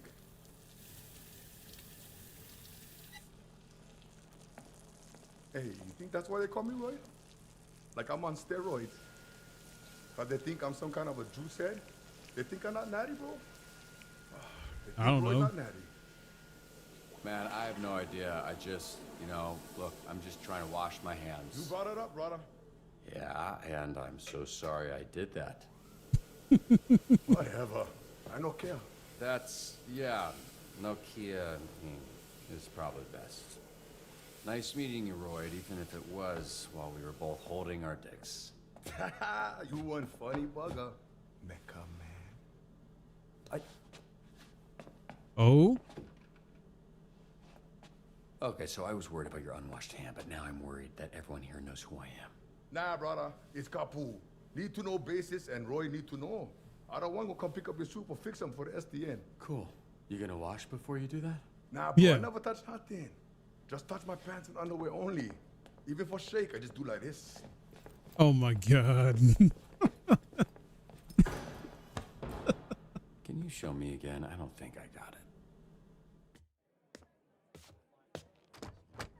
Wow. Holy shit, who's this freckle-faced fuck? How are you? That's an aggressive way to greet someone. Look at this skinny latte prick. Your bones, kid. You here to whip these assholes into shape or what? That's the idea. I'm sorry, do I know you? Why you all tense? What? It's a hug, not a hand job. Lighten up. Be that as it may, I'm still confused. Oh, right, because I'm old as shit. How about this? This jog your memory? Trackstar? Holy shit! Yeah, you fucker. Why are you accepting hugs from old men you don't know? Oh, and hey, they call me Chase around here, so keep it, Sure, right. Yeah, Chase. It's been what, 10, 15 years? Has it really been that long? Yeah, I reached out to this little pissant when his dad passed. Then he got to ducking me like he owed me money. I was in a weird place. I understand, kid. It was tough on all of us, so I can't imagine what you went through. Yeah, This is so great what's up? writing. You gonna tell me why you look like Black Einstein? He Sorry. does, though. He does. I never noticed. Fucker. It's the powers.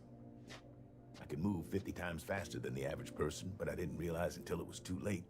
And I was aging 50 times faster when I used my powers. Oh, wow. Nowadays, I'm moving slower than frozen piss to keep the old ticker from popping on me. I had no idea. I'm so sorry, Chase. Hey, if I feel another ounce of pity from you, I will run you over in a parking lot and say it was an accident. You'll believe me because it looks like I'm wearing diapers. So I guess this means you're the one person I can't complain to about losing my suit. You better not. I would resurrect and re-kill your fucking father in front of you if it meant being able to use my powers again. Wow. Jesus, Chase. Wow. What? Obviously, I'd let Robert have one last I love you before I extinguished the light from his eyes. Was he always like this? Yes, actually. We joke, we laugh, we suppress our trauma.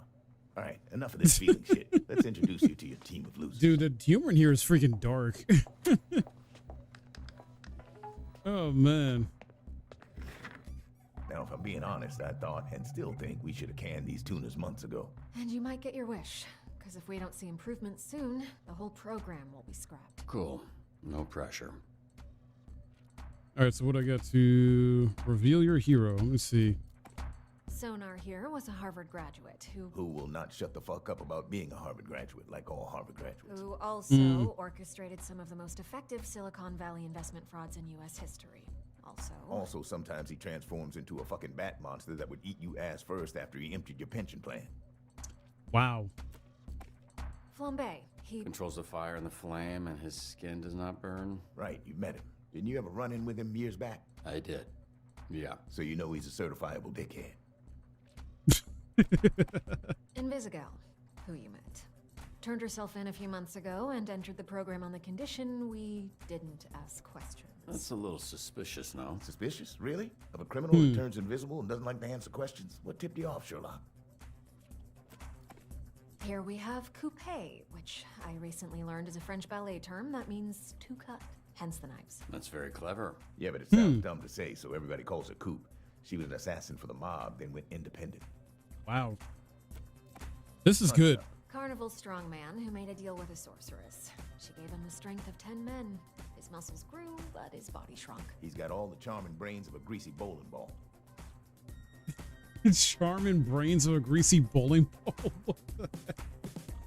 I love this writing, all right? So good. Hold her breath and she got asthma, so 2 seconds of visibility. What? Wait, what?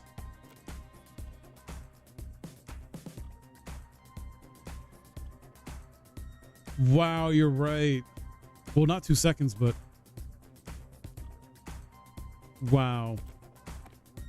Malevola, terrifying. She's got a magic sword, and she creates portals that allow her to teleport. Somehow she's still late for every fucking meeting. Yeah, I'm pretty sure she does that on purpose. That's Golem. He is a construct. A construct? Yeah, bunch of dirt and mud made sentient with magic. I think he's lonely. Oh, you got asthma, so it is 2 seconds? Damn, this sucks. Prism, Michigan born and raised.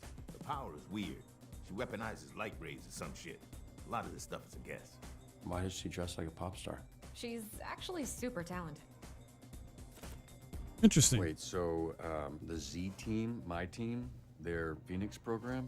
That is correct. Your own motley crew of dangerous fuck-ups. We're not looking for miracles, but we'd love one if we could get it. Can you show him his desk? Sure.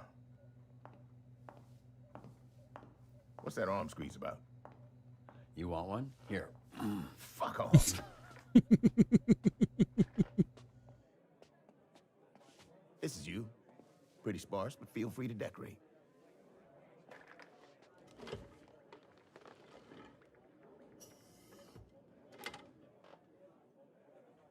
This computer's older than you look. That's computer? Wait, so we're doing this? I haven't even met the team yet. We did the slideshow. First of all, that wasn't a slideshow. Look, We like to start slow. Most people don't make it past the first dispatch, and this is better for everybody's safety. What do you mean, safety? You'll be fine. And this here is our little slice of the Southland. Whenever there's a crisis in the area, we get a call, and guess who answers? Me. Exactly. Now put your headset on and introduce yourself to these pricks. Do I get to choose what I say? Hey, team. This is your dispatcher, Robert Robertson. I'm starting my first shift. Tell me that's not your real stuttering bitch. You can't be this shook on your first day. Come on. Robertson. Can we clear the channel, please? There's a lot of overlapping on this. I saw him in his underwear. Roberto son? No, my goodness. He back in mine. No, but he's got a lot of bruises, which I'm into. Again, please clear the channel. We get it, your emo. Shut the fuck up. Let me remind you, these calls are fucking recorded for training fucking purposes.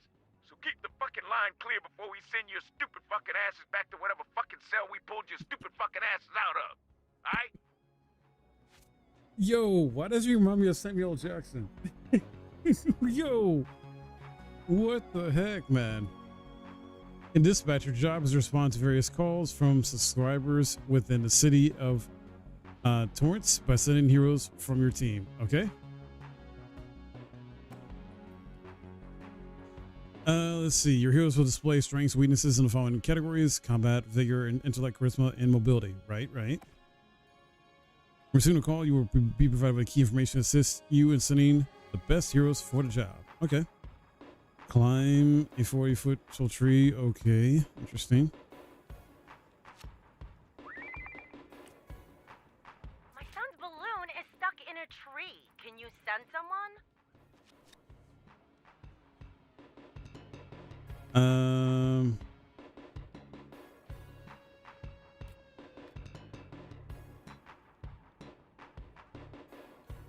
I'm gonna say mobility. Which one has the best mobility? Probably her.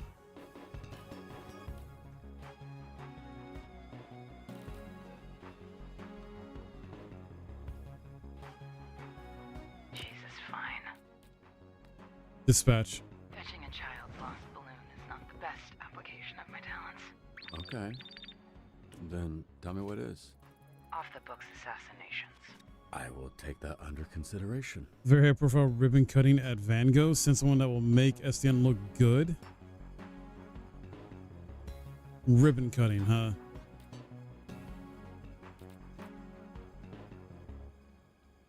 You. Yeah, okay. You know, people judge me when they first see me, but then they get to know me and they judge me even more. I'll take Wednesday. Tuesday. Dibs on Monday. What are you guys talking about? We're taking bets on when you'll quit. Friday? Today's Friday. I know. Hey, did it do right? Punch-Up can't know about this. He'll tease me. Balloon lost. Oh my goodness. Oh my god! My bidet is spraying shit everywhere! Bidet, huh? Fix the collar's malfunctioning bidet. Start hacking, I guess, apparently. Not sure how this works. Oh. Okay.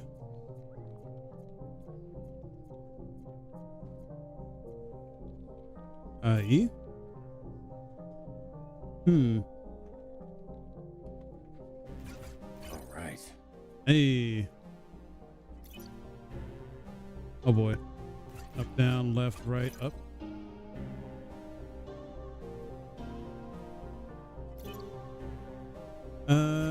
Left, right.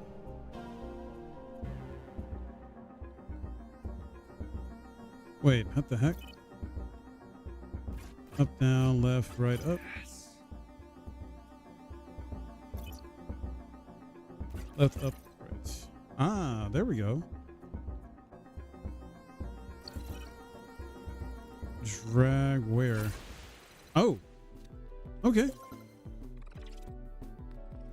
Bidet offline. Please tell me you did all right.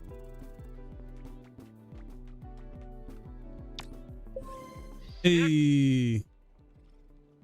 Cool. Get these idiots out of my bar before they destroy it.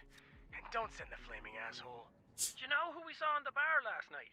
Mhm. Mecha Man. And he kicked Flambe's ass. Okay. That little shit did not kick my ass. You did, though. Yeah, I think I heard about that. No, you didn't. Because it didn't happen, Bob. So we're all going to shut up about it. Yeah? Okay.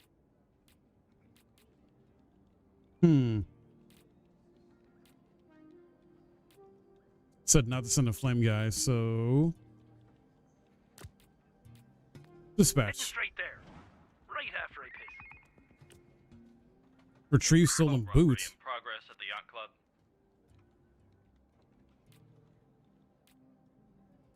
At the yacht club, huh?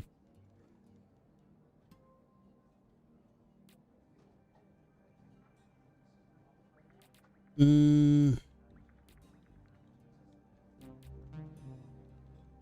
right. We'll send you.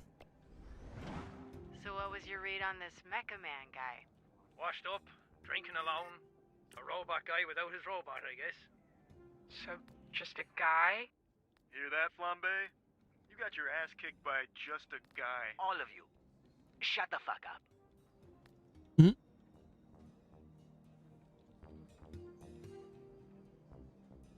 Suggest badass names, I guess. I don't know.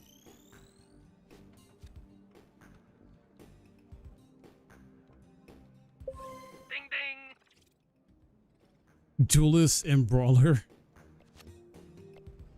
Bombay, you're off route. The heck is he doing? What the? Fire at a local park has gotten out of control. Did you start that fire? Oh. The fire that's burning 2 blocks from where you're standing. You didn't start that. Yeah, I don't know what you're talking about. I'm on break, so how could I know?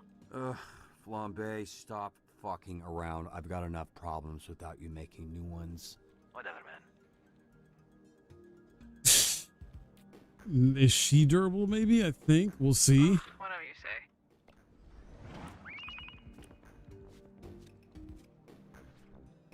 Let's see if he was successful. Is it just Boat me, returned. or am I really fucking good at this?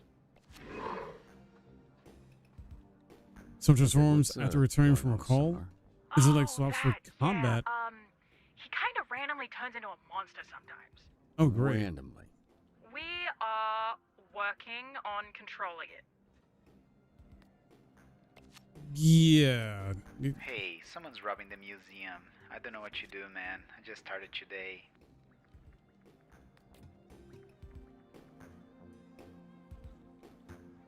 Avoid most sisters. Let's take care. Let's have her do it, and then Close your you. eyes.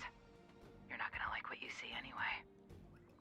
In 2+ slots calls, if placed in the first slot, who gains +1 combat, placed in the second slot, mobility. All right, cool. Dispatch. Security here is amateur hour. Jenny the Bone Zone Diaz here. Today's topic is all about SDN hiring criminals to protect us. Educate Bone Zone on SCN's Phoenix program.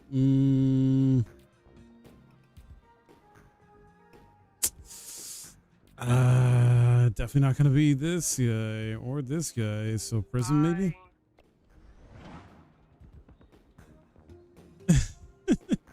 This is fun trying to manage all of Hey, them though. Bobby. Here, William Vanderstink needs a security detail. Is it cool if I go? I've been wanting to pitch him some stuff I've been working on. Yeah, pretty sure that's exactly what he's trying to avoid. Hack. Oh shoot! I got to hack again. Let's see if I can do this.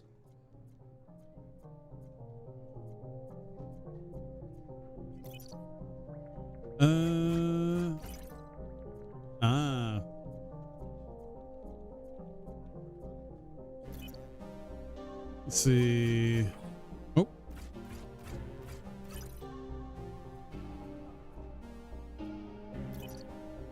Up, right, down, Exhibit left. A is back online. Okay, right up, right. Last one. Maybe. Down, right, down, right, down. Nailed it. Nope, not last one. I'll drag it. There we go. Too stunned to speak. I get it. I have that effect on people. 2 competing calls appeared. You can only choose one. Oh, man.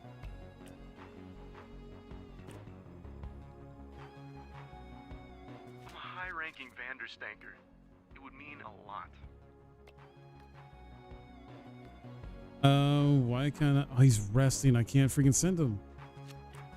We're going to need you to protect Mr. Vanderstank from the Vanderstanker fan club. Oh, great.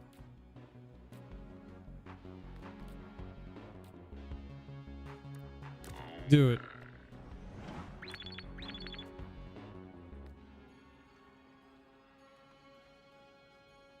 Pose, I guess.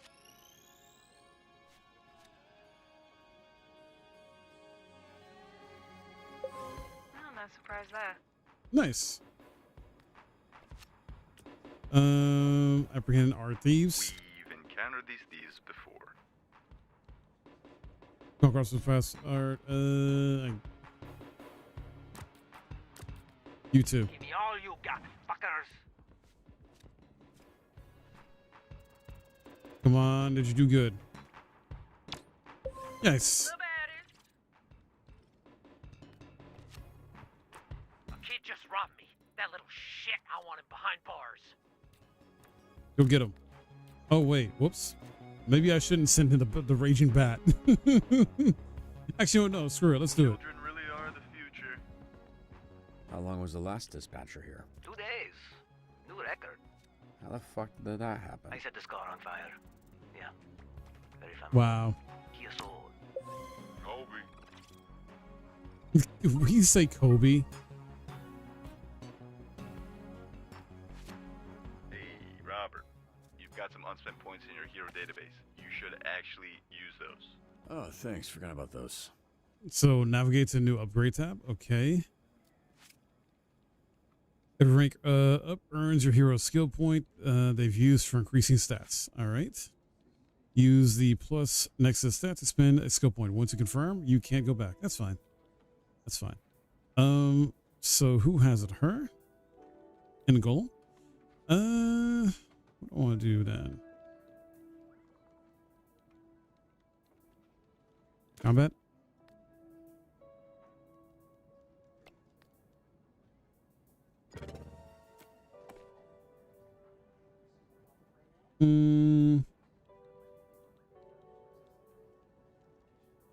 Combat.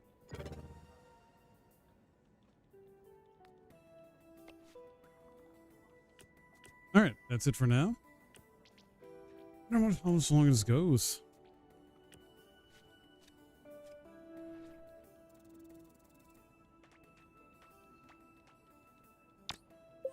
Didn't even break a fucking sweat. Nice. Ready, set, fire. It says flambe gains +1 to combat mobility. This affects stacks. All boosts reset after failure. Oh. All right, I'll snitch. Just cut me a deal, okay?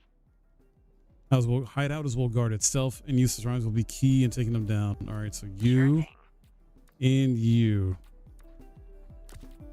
If you say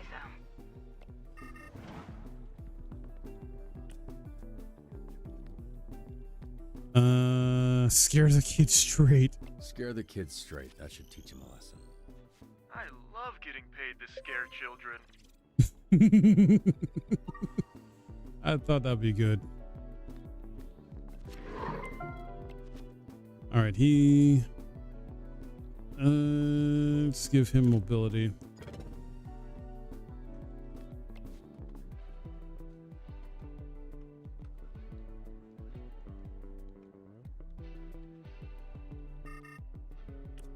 Uh-oh. On these, it's how should we team? How does the team approach? Take down the thieves, not the art.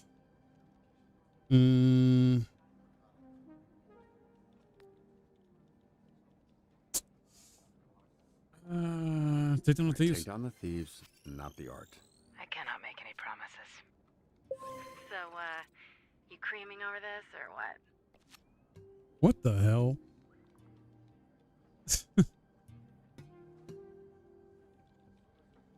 This is fun. It's a point and click game, but it's fun. Granny's Donuts? Grannies, I got this. Hold up, aren't you banned? Yeah, and I gotta get unbanned. Okay. Oh, hey, if we unionize, would Blazer kick our ass? So alone, this girl reduces trial time and call completion time. Nice. Can I get ice down here, please? What does that mean? She's asking for a tap-in. We got access to security cams of SDN subscribers all over our territory. Wow, Mhm. really? Is that legal? Don't ask questions. Just always make sure to read the fine print.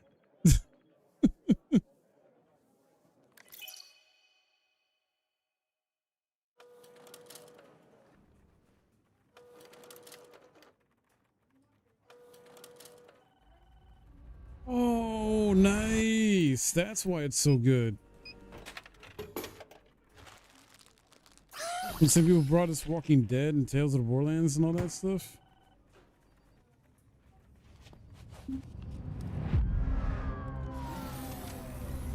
That's the demo, I guess, guys. This is cool. Now it makes sense, yeah. You're dead, I thought. I love the animation, dude. This Like, on it's the so inside. well done. My suit was destroyed.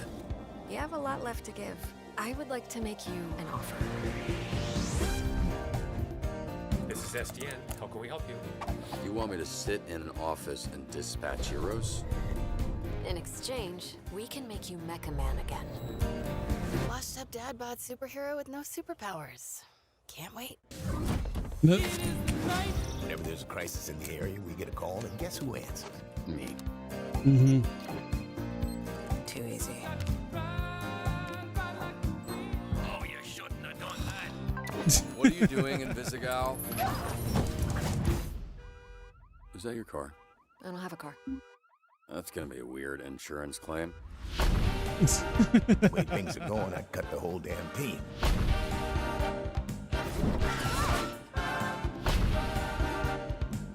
All of you in this room have set this program ablaze with your bullshit. You're right at home behind that desk because you're no hero. You're a nerd playing a video game in a suit your daddy built. Wow.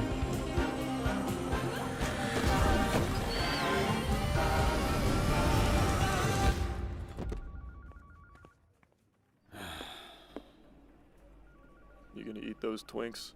That's not what they're... You know what? Help yourself.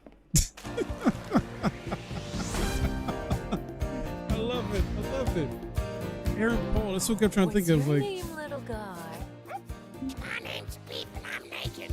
Oh, no. I refuse to believe that's what he sounds like. all right. That was freaking fantastic. That was freaking fantastic. Oh, there's more? No, that's it. That's it. Okay. All right. Well, guys, we just beat the demo for Dispatch, and I am pleasantly surprised and happy about my experience with it. A lot of fun, written very well. Animations are fantastic, and it's a point and click game, yeah. But in terms of the overall like quality of it, it makes sense because it's from devs who worked on the Walking Dead, Telltale's games, the Tales of the Borderlands games, and more, those style of games. So definitely, if you're into those type of games, this is a win for you. Wow. Like, so far, well, I shouldn't say so far because I've played some other good demos. I'd say this is probably my third favorite demo I played for Steam Next Fest. Is I did play Ninja Gaiden Rage Bound, which still should have a video for that impressive video.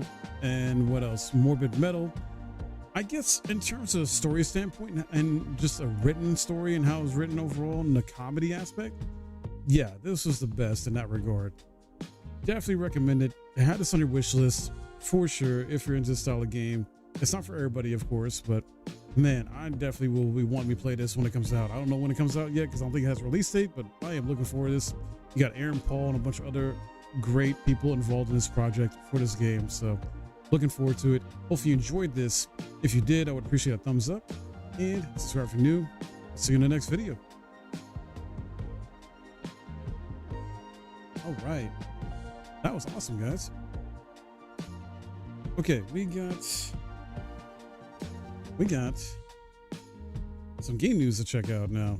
And then if I got time after that, we will do another demo, at least one more. Let me see here. Exit game. Real quick though, let me go into the other demos I have planned to do. Let me uninstall this one real quick. Definitely glad I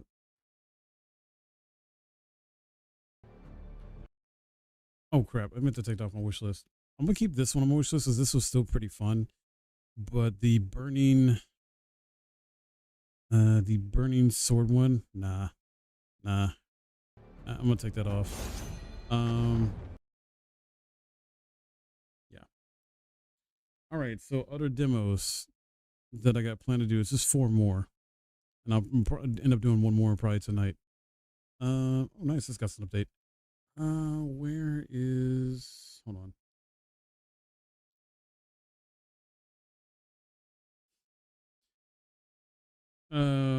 That's gonna be tomorrow, Johnny.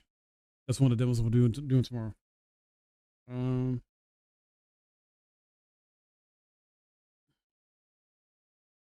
me see. Where is? So we got Tormented Souls 2,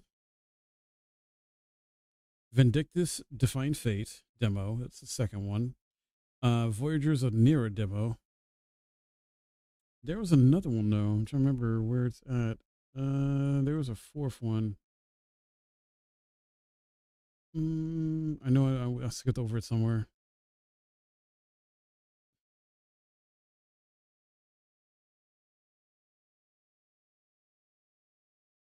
Where the heck was it? What's up? Was we just been playing some demos? What was after Dispatch? I know there was another one I had in here that was after Dispatch. And now I can't find it.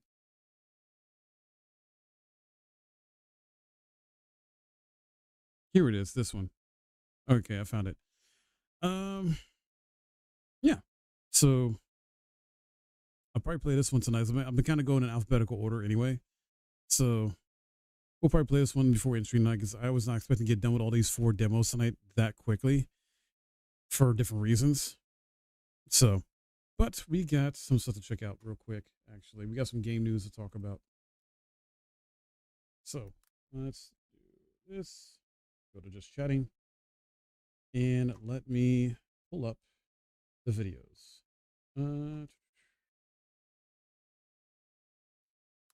So there's some hands-on impressions videos over the past couple days from Summer Games Fest from IGN I wanted to check out.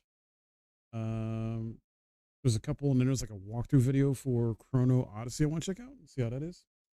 So let me go to IGN.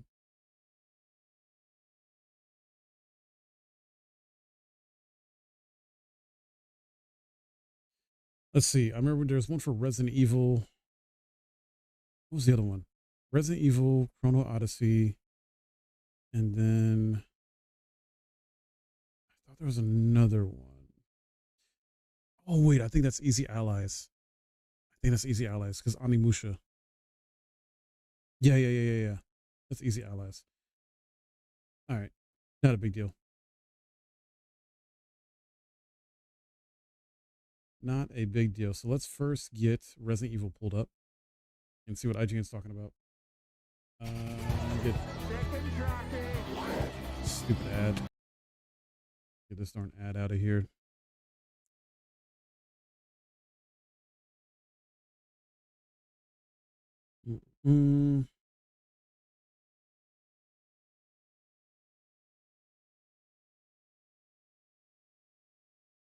What we played. Yeah, it was a very scary demo. Oh, is there no? Okay, hold on. That's fine. All right. Let's do this. Okay. Did you get access for Changer 7? I have no idea what the heck Changer 7 is. All right, guys, we're going to check out this hands-on experience video from IGN where they said they played Resident Evil Requiem. So I've already done a little bit of coverage of Resident Evil Requiem already, and I want to see what IGN's talking about in terms of their hands-on experience with it and see what we can learn from it.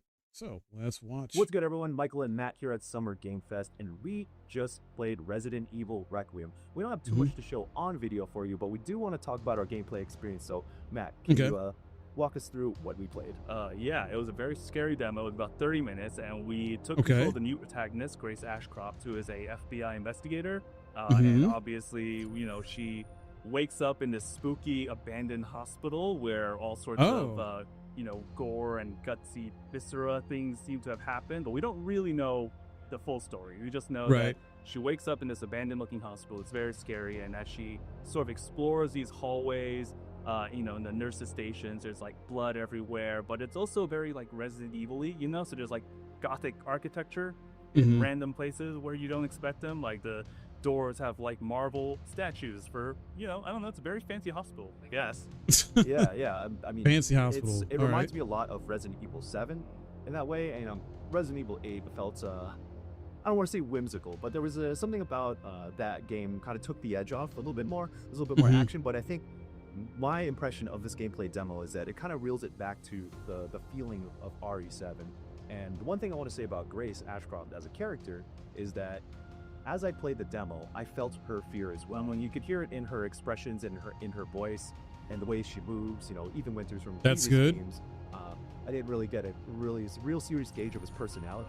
But right off the bat with Grace in the opening cutscene that you see, and then even in the trailer, when you see her, like she's an FBI investigator and like the remnants of her mom she's going to investigate. So you know she's involved on some level, but you know, one of the things that was mentioned to us is that, you know, even though she is an agent, she knows how to handle a gun. This is all unfamiliar territory for her. So, getting that sense of fear and some of the jump scares and some of the atmospheric horror elements of this game are also expressed through the character. So, I really like that as a touch. Yeah.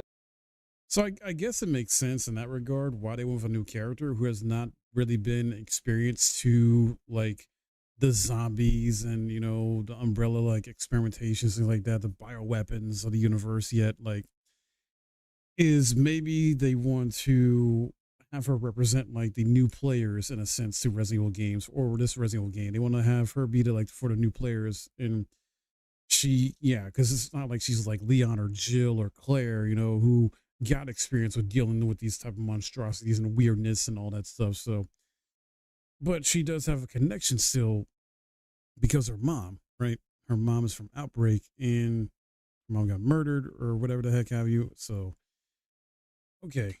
Let's see what they're trying to do here. They're trying to have like a character that's like new, but also still connected in some way to like an OG character or the lore in some manner.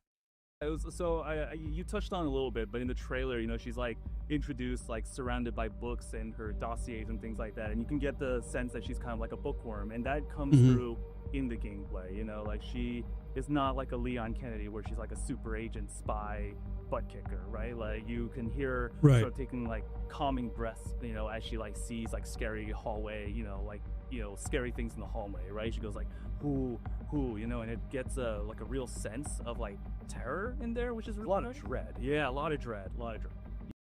Another thing too, I want to pick up on, or I have picked up on, I should say, is she's the playable protagonist, right? Or at least one of them. We don't know for sure who might be another playable protagonist in this game yet, but usually Resident Evil games have multiple, at least two, right? Resident Evil 1, 2, 3, 4 is the only one that didn't, technically, I think. Technically, because 5 and 6 were co-op, right? No, 7 as well. Well, hold on. No, because there's a section in 7 where we play as a different character. Never mind. But then again, Resident Evil 4 technically is the same way too. We played as freaking Sherry for a bit, so I guess no. But my point is, there's usually always like 2 or more playable characters in a Resident Evil game. So I'm wondering who else is the playable character. But not only that, she is a female playable character, right? We haven't had a female playable character, I would say, since, well, I guess 7, technically. But before that, probably 6. So, interesting. That's all. I'm just noticing that. Yeah, and playing through the demo too, there's the traditional Resident Evil foundation there, where you're investigating the environment, this environmental storytelling and puzzles, and I need to. And by the way, with that comment, I'm not counting the remakes of 2 and 3 and 4 and all that. Find this item to open this thing, which gets me this other item so I can progress. So it still has that familiar Resident Evil foundation.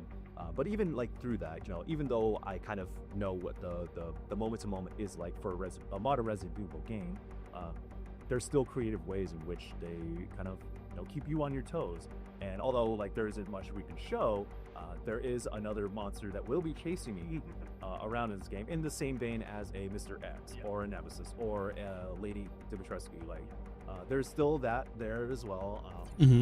But the hard part to talk about is because we don't have a lot of context. Like you said, we jump into the demo without much story with that.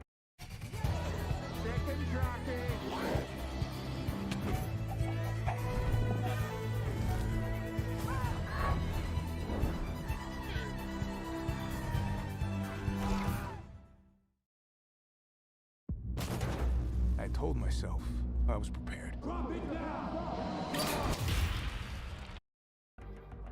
But you still get a sense of what's going on by investigating like notes laid on tables and looking at some of the things that are on the floor in and around the environment.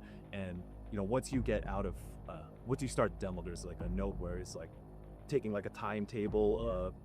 Like at 14 minutes her blood like was changing, but then she started going hail or whatever. So I'm guessing that something's going on with Grace, and I am expecting to see her evolve as a character, with her being like, I suppose she's being the subject of what's going on in Requiem. That's just kind of speculation, but that's kind of like the fun part of games like Resident Evil, where you inspect the environment and you kind of like come up with your idea of where this game is going. So that's kind of what I'm looking at. No, yeah, she's a new character, and we don't know too much about her yet, right? But we do know that she has ties to her mom, who is in Resident Evil Outbreak, and so there's like a legacy element there. But yeah, as far as characters go, like this is a new entry into the Resident Evil canon for us, and so I'm really excited to find out more about her, find out more about her backstory, find out like how she connects to the overall umbrella conspiracy of it all. I think, should we talk about the sort of question that I'm sure everybody has about this game, where is it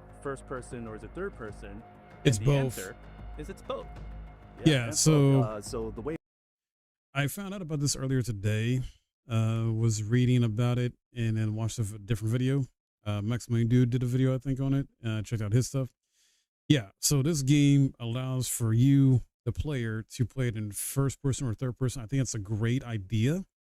I know Max had a theory of maybe it'll have like the new character Grace be in first person, and then if Leon is in the game or Jill, that'd be third person or something like that. But no, he said Jill will be static or something like that. But I don't think they're going to go that route. I don't know. We'll see. Because if they're already confirming that you can swap between first and third person, I'm guessing no matter who you play as, then yeah. But that was a nice theory by Maximilian Dude. The way it works is that in the menu you can choose first person or third person, and Capcom's been testing this out with like the Resident Evil Village DLC, so it's not unfamiliar. No, obviously the RE remakes that we've gotten in the past are all third person, but I enjoyed Village in both, slower honestly. RE7, RE8 formula, but with that third person mode, it does change the experience quite a bit. And like that's not surprising, but actually jumping between those, it's like, oh, okay, when I'm sneaking around trying to get around this monster that's chasing me, third person is like super useful.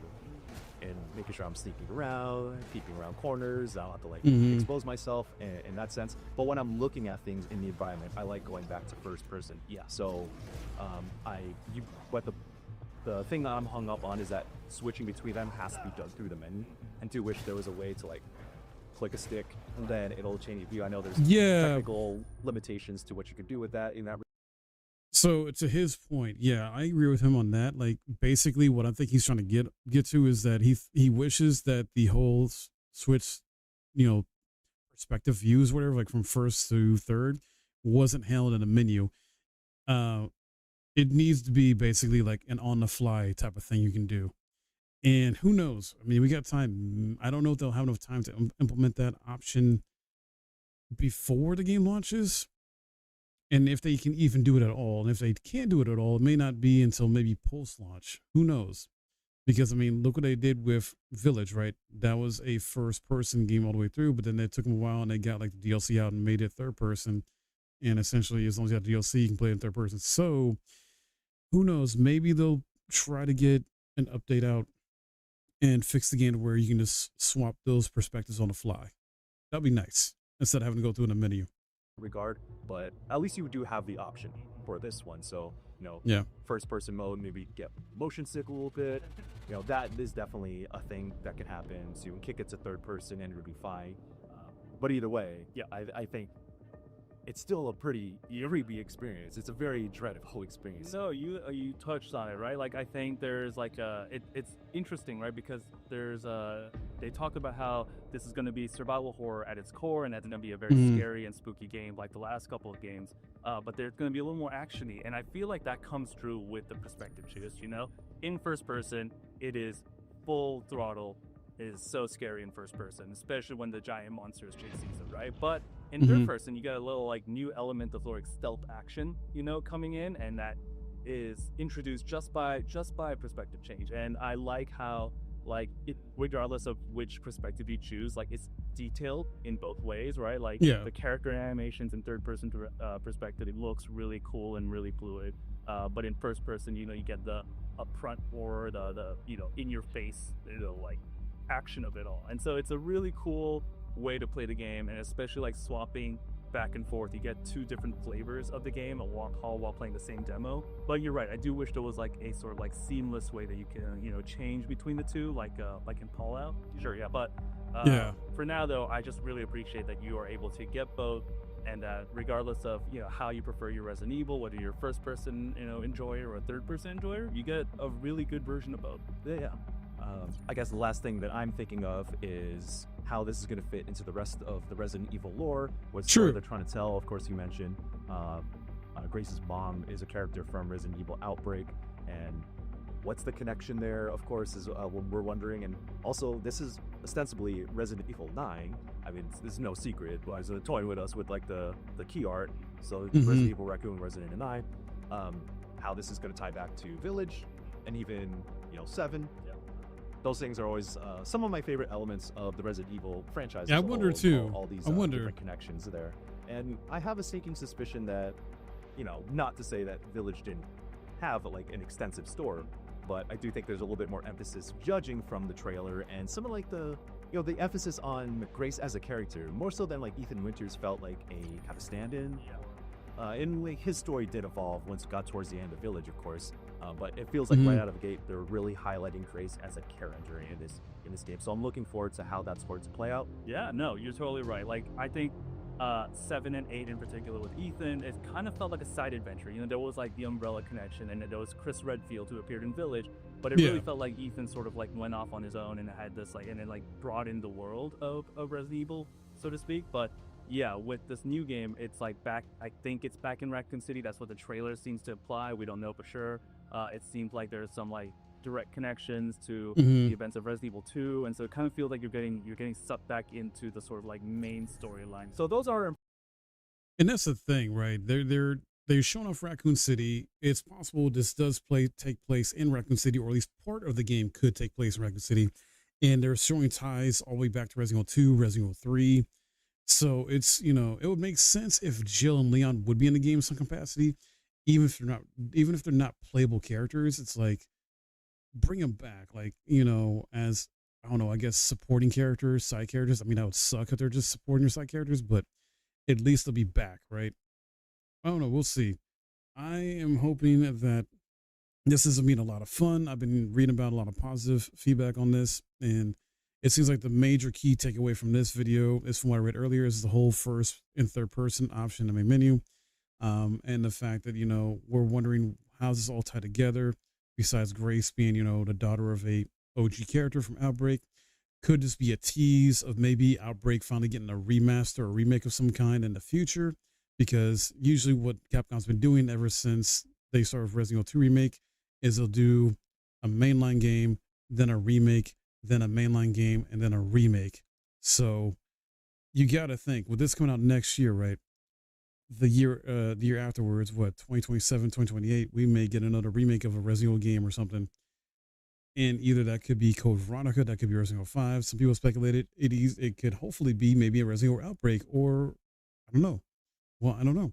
Considering that they are referencing Outbreak in here, but also referencing stuff from happening in Resident Evil 2, 3, and like I said, how's this going to tie back to Village and, you know, 7 as well too, and other parts of the lore. It's going to be crazy to figure out and fun to experience and things like that. And I cannot wait to play this game next year and keep up with all the information that comes out later this year about it, because, you know, they're going to keep promoting it. They're going to share more tidbits. It's like that. I think this is going to be at Gamescom as well. This will probably be a Tokyo Game Show, and you best believe it's going to be at Game Awards later this year too. So we'll just have to wait and see. But let me know your thoughts and comments below about this. Love to hear from you, and hopefully you enjoyed this. Hit that thumbs up if you did. Subscribe if you're new, and I'll see you in the next video. Okay, now we got another one to check out. Let's see about where is it? We got another one I want to check out. It's for Chrono Odyssey. Where is Chrono Odyssey? It's like a walkthrough, like 17 minutes. There it is. All right.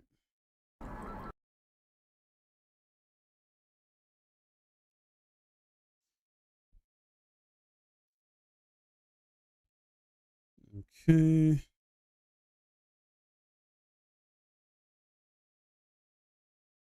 Same freaking advertisements too, man. All right, let's see here. Let's go back to the beginning.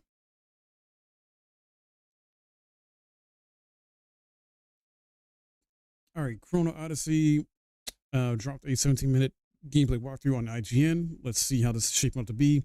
The, I think, open like beta or something like that, or play test is about to happen really soon, later this month. I think between the 20th and the 22nd. Not much long of, or sorry, not too long of a period of like to play the game. So we'll see what we got to look forward to in this gameplay walkthrough, and get a better idea of what it's supposed to be like. Because this is supposed to be promoted as like the true next gen MMO RPG. So let's see how true next gen it is. Chrono Odyssey is an open world MMO that transcends the bounds of space and time. As you step into this vast, dynamic realm, many battles and adventures await at every turn. The fate of this world is yours to make. Satera is home to a wide array of dungeons, each offering its own unique challenges. Visually Rally looks your allies really through good. The party system, and embark on grand expeditions that test your teamwork and tactics. To prevail, you must coordinate with your allies and unravel the intricate the mechanics gameplay of play. animations. Dungeons Oh my in goodness. Satera offer more than just combat. You'll also encounter puzzle-driven mechanics that must be solved collectively. Beyond mere strength, your success depends on party synergy and quick wit. Each dungeon features distinct themes and environments, teeming with monsters and formidable bosses. As you claim rewards and progress, even greater dungeons await on the path ahead. Okay, this actually looks really sick. This looks really fun. So wondering how time is going to actually, you know, work in the game though, as a combat mechanic or whatever.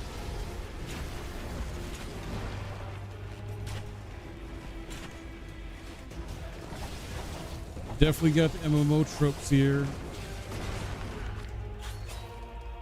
World quests unfold across Cetera, each with its own story, from disappearances and forbidden rituals to fallen settlements. A blasphemous ritual known as the Sacrament of Destruction sows fear across entire settlements as villagers are abducted and offered as sacrifice. In the face of despair, the combat, real quick, the combat is somewhat reminiscent to me of like what Black Desert Online is. And that's not a bad thing by any means. It's doing something a little bit different as well too, but also like not just Black Desert Online, but maybe a bit of like hack and slash, like Devil May Cry a little bit, but very dark fantasy tone, almost like a Souls game in that regard. So it feels like it's blending a lot of good elements from other games here. you must rise as their beacon of hope.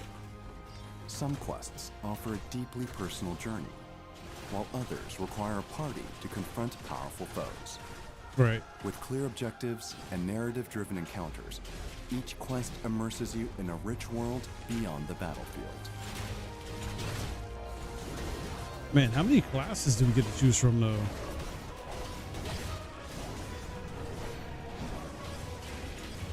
Because obviously you got your rogue or range character here, and you got your tank, I think, looking character here. You got your like dual-wielding character. Time portals are anomalies formed by distortions in the flow of time. Okay. Here, you'll encounter the world of Cetera anew, reimagined in entirely different timelines, whether from the past or the future. Though the surroundings may look familiar, the world around you shifts dramatically. You must stay alert to conquer any threats that may arise.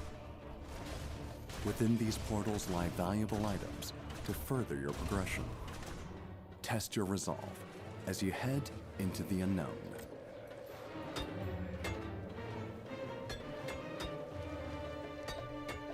Interesting.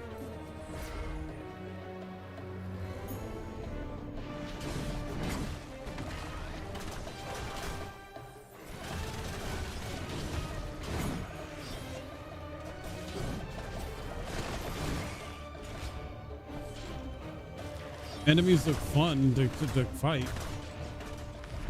They're definitely different and varied. Guardians are mighty entities that have long coexist with Cetera, dwelling throughout the land. But not all are foes. Some act as protectors, while others pose a threat to mankind. As a proud sentinel of Cetera, it is your duty to stand against the encroaching darkness. Field boss content features large-scale battles that require coordinated efforts. To defeat these powerful foes, you must exploit their weak points, break their parts, and even mount the boss itself to shift the tide of battle. Wait. The way they're describing this is Monster Hunter-like. Is this going to be an MMO with Monster Hunter mechanics? Because that's sick. If so, that's like going to be amazing. I've been waiting for this.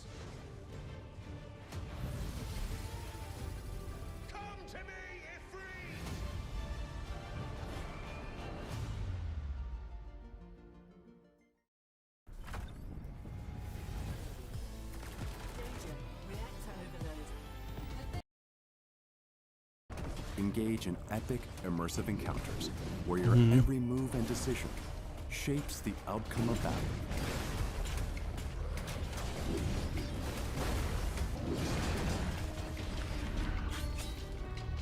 As Cetera teeters on the brink of ruin, the Void Nexus is a core threat. These dangerous hives trigger deadly void, bringing destruction upon the land.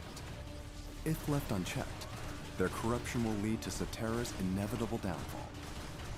Track down the Nexuses and purge them before it's too late. Monsters continue to spawn from the Void Nexus with each phase cleared. No matter how ferocious the onslaught, you must stay focused to prevail. Only by eliminating all monsters and destroying the Nexus core will the land be freed and return to its former state, restoring balance to Cetera. Right.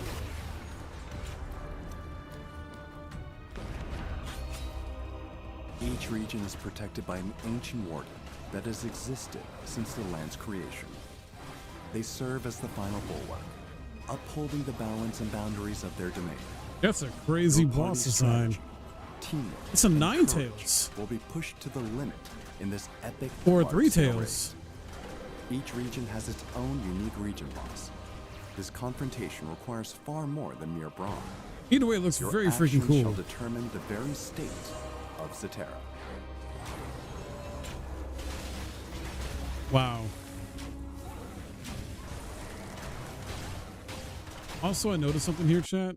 Let me do this here. So the cool thing here, I'm noticing in terms of the party system, amount of people, 5 people to a party. Interesting, right? 5 people.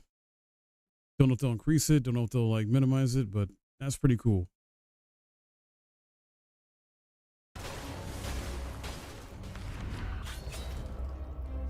Zatera is a vast open world where exploration knows no bounds. Mm-hmm. Many unexpected encounters await your journey. You may come across unique monsters with abnormal attack patterns, sparking your curiosity and providing a chance to bolster your combat abilities.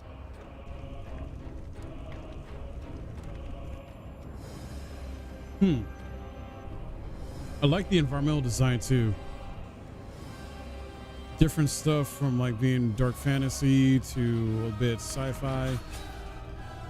Scattered throughout Zatera, labyrinths are warped, unstable realms of fractured spacetime. Shaped by unknown forces, labyrinths bend the laws of reality, forcing you to engage your senses from a new perspective. You must solve complex, interconnected puzzles to uncover the secrets buried within. Wow, you can emerges crouch? naturally within labyrinths, Oh, no, that was a little preserving the janky there with the tension whole of crouch intricate mechanic, puzzles. or Sudden encounters yeah. with monsters heighten Well, not the crouch, but, you otherworldly know, atmosphere, crawl. intensifying the thrill and pacing of every moment. Labyrinths rank among the greatest enigmas of Zatera, harboring mystical challenges for all who dare enter. What is this? Some Final Fantasy stuff right here? with the how this puzzle's looking.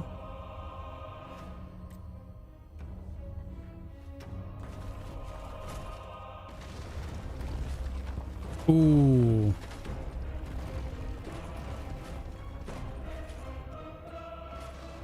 That's wild, dude.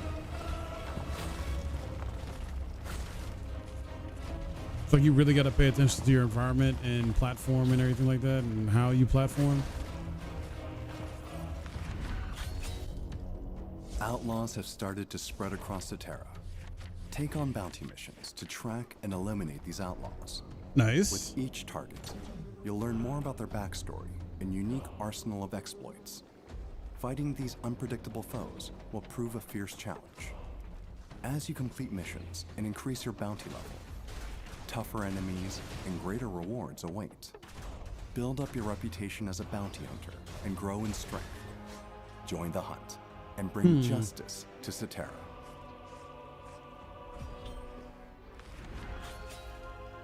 Certain regions are particularly susceptible to conflict, giving rise to dangerous PvP zones. In these areas, you're free to engage with other players as you choose. Okay. Draw your weapon and fight to the death. Safe zones still exist, but take heed once you cross the line. Danger can strike at any moment. In PvP zones, monsters aren't your only enemy. It's up to you to decide who's friend or foe. That's cool. At least to keep PvP to zoned areas, specific areas, you know, so, and you'll know, obviously. I usually don't engage in PvP like this. I'll just stick to the Throughout PvE your content. journey, you will encounter unexpected events such as monster attacks, shifting environments, distress calls, and more. They deepen the sense of immersion, drawing players into sudden combat and giving shape to a living, breathing world. So these are kind of like fates The from most Final Fantasy unassuming 14. path can evolve into a battlefield. Familiar ground can become a crucial crossroads. In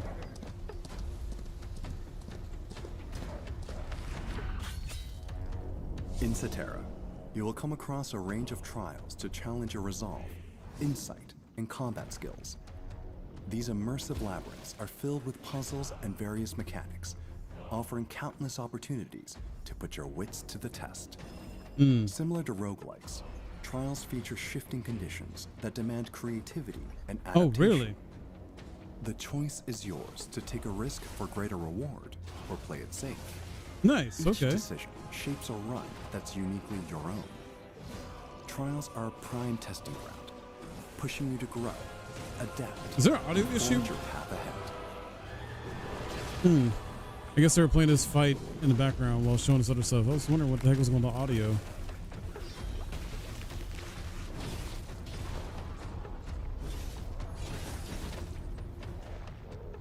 Just gets thrown. Jeez. There's more to life than combat in Cetera. Of course. What's an MMO without Its fishing? vast lands are rich with plants, ores, and monsters, scattered across a timeline that stretches from ancient eras to the distant future. Gather what you find to craft valuable items and unlock new possibilities. Life skills in Cetera are rooted in exploration, spanning gathering, processing, and crafting. Each opens a different path of progression. Step beyond the battlefield. Collect resources, forge your own gear, and shape your journey in new ways. Life in Cetera isn't bound to sword and spell. There's an adventure waiting in every skill, and a future crafted by your own hands. Cool.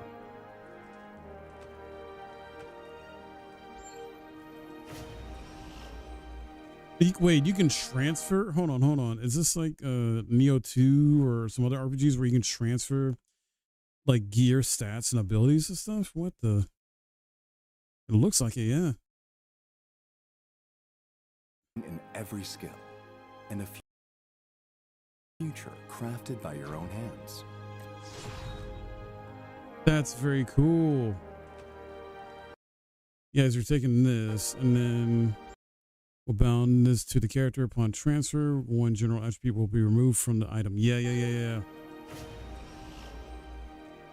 Wow. Okay.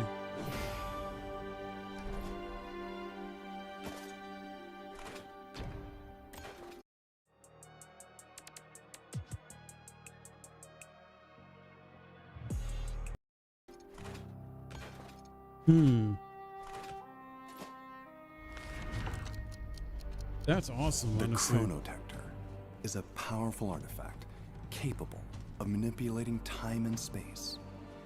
Those chosen to bear its power are granted access to abilities that defy the limits of reality.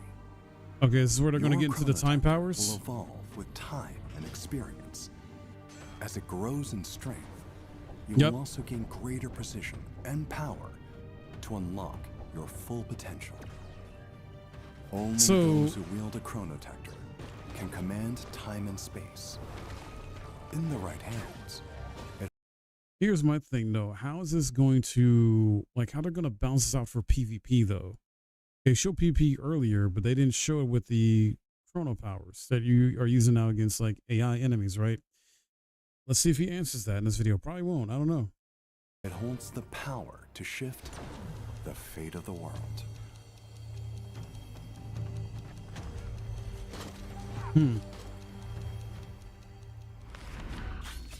Nope, didn't go into it. Chrono Gate. You?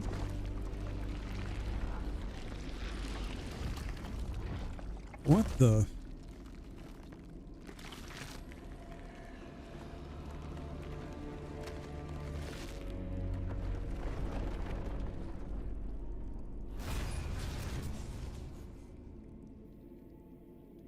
Okay. Chrono gates are at the core of Cetera, holding the secrets of time itself. Within, you'll come face to face with overwhelming odds as you take on punishing, fast-paced boss encounters.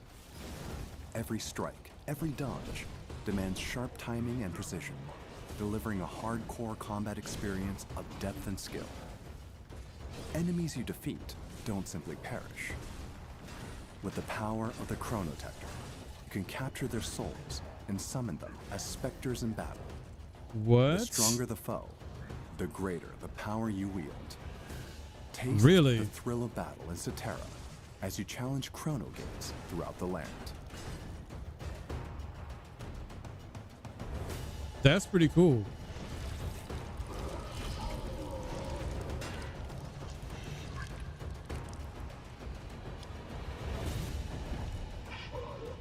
Oh, there's different ways to take these bosses down, or at least buff them in some way. I like these boss designs.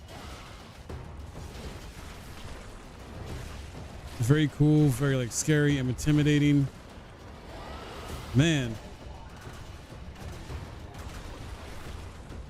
They're taking elements from so many different games I've played in the past and put them into this one.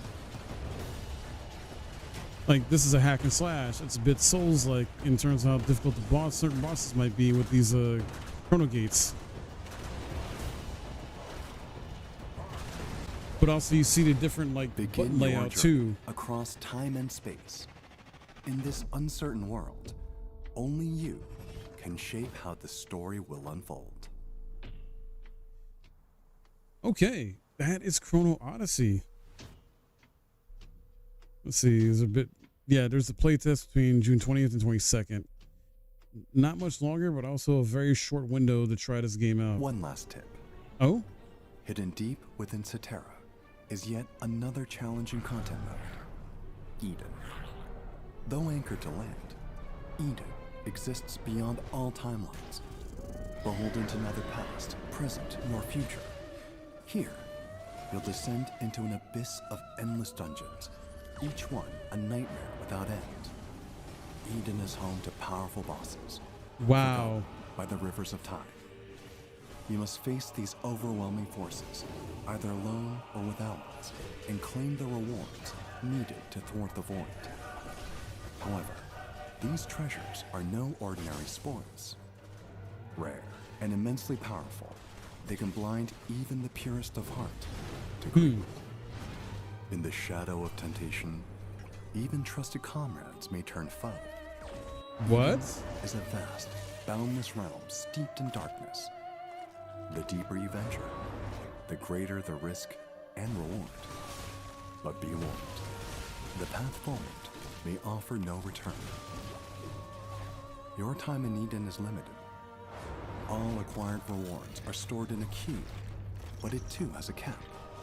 Choose your inventory wisely, for all else will be lost. You must return to Cetera before time runs out. If you fail to escape, everything you claimed will turn to dust. Okay, so wow, they're adding so much to this game. So this is basically like an extraction type of mode or whatever within the game, but it's also like a gauntlet type of mode too. I guess gauntlet may be the best way to describe it, like because you're just going through and you keep going, and every so often I guess you have the option to leave with your loot that you've gathered. But it's also going to get more challenging the more you go, but also more rewards and better rewards as you go, right? Kind of like other games have done this before. Like I think Warframe does this and plenty of other games do this. And then you add on what they talked about earlier with the whole Trials, which is basically like a roguelike mode, right? So they got a roguelike mode, they got like a gauntlet extraction type mode. And then you've got the Chrono Gates, which is like very tough bosses, like either hack and slash or maybe a bit Souls-like in terms of difficulty. And then the open world stuff too, you got dynamic stuff happening like Fates from Final Fantasy 14, or kind of like that in a sense. Some other co-op stuff and quests and things like that. There's so much to this game. I mean, obviously it has to have a lot of content because it's an MMO, but geez, it has stuff in here I didn't expect.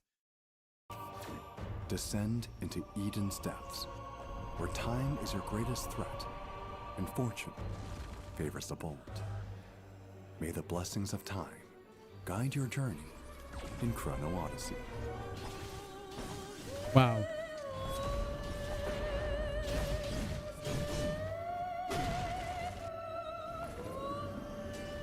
This is awesome.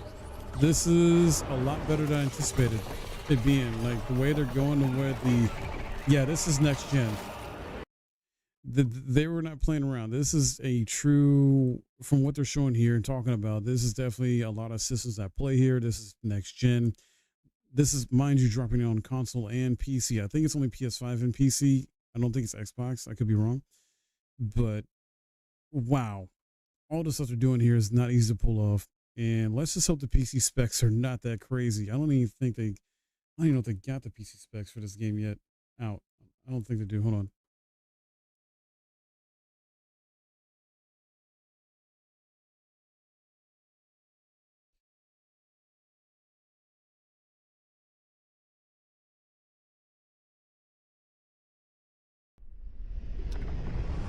I saw my world fall to.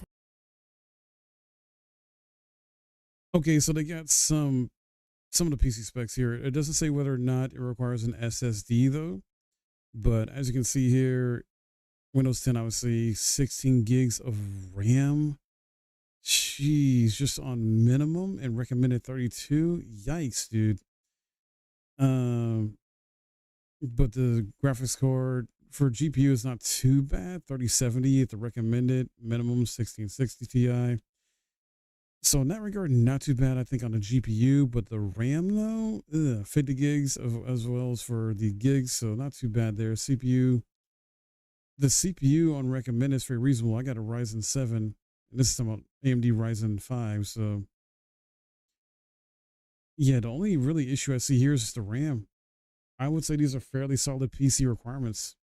Just the RAM, I hate that the RAM requirement is an issue like that. That's because not everybody got it like that. That's stupid. Nonetheless, though, this is looking very promising, very exciting. I can't wait to check out the play test here soon. Definitely will be checking it out and bring you guys content of that. And yeah, let me know what you guys think of this too in the comments below. Love to hear from you. And if you enjoyed this video, please hit that thumbs up. I'll see you in the next one. All right, guys. And we got one more to check out. Easy Allies. I want to go to Easy Allies. They, I think, had an interview with the Onimusha Way of the Sword game director or creative. Let me go to Easy Allies real quick. So let's see here.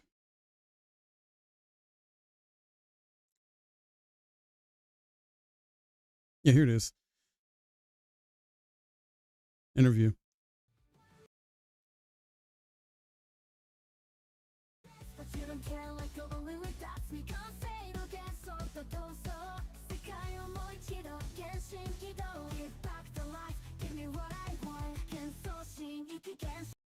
Do this interview.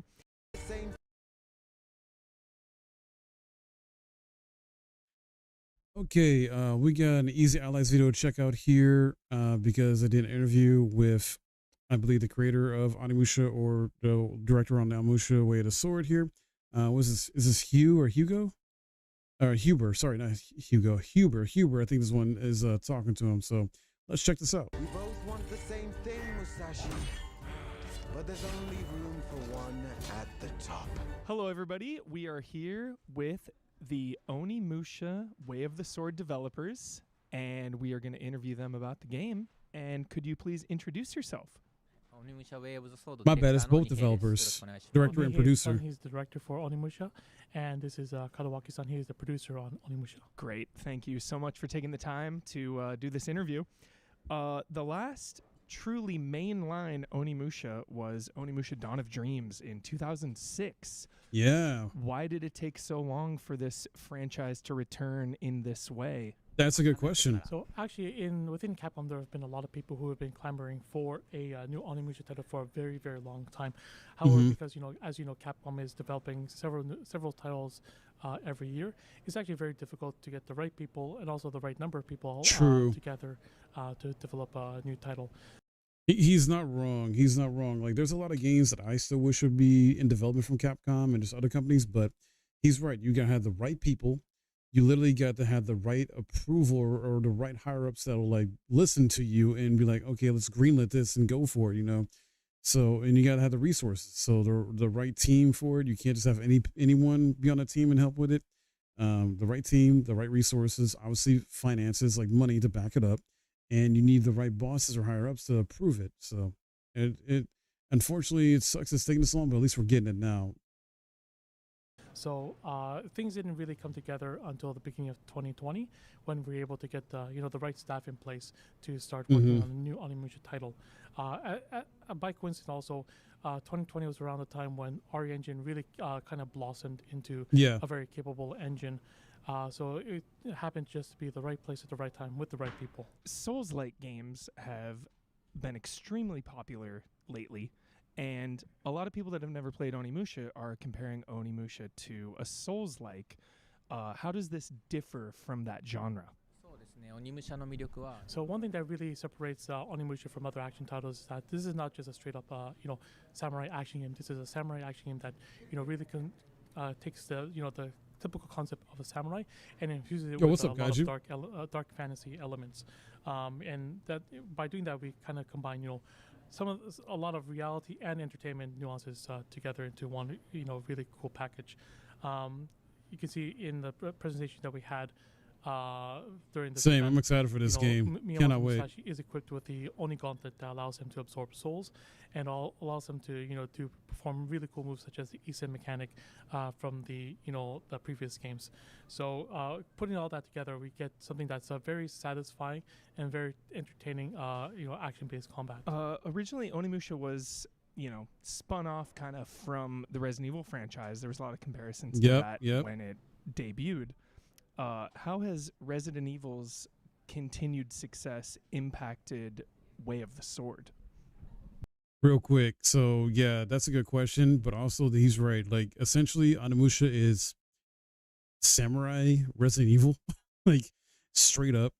I forget if it was originally supposed to be a new Resident Evil game or a Devil May Cry game before it actually formed into Onimusha at the time. But, yeah. Crazy how things turned out, and where we're at now with this.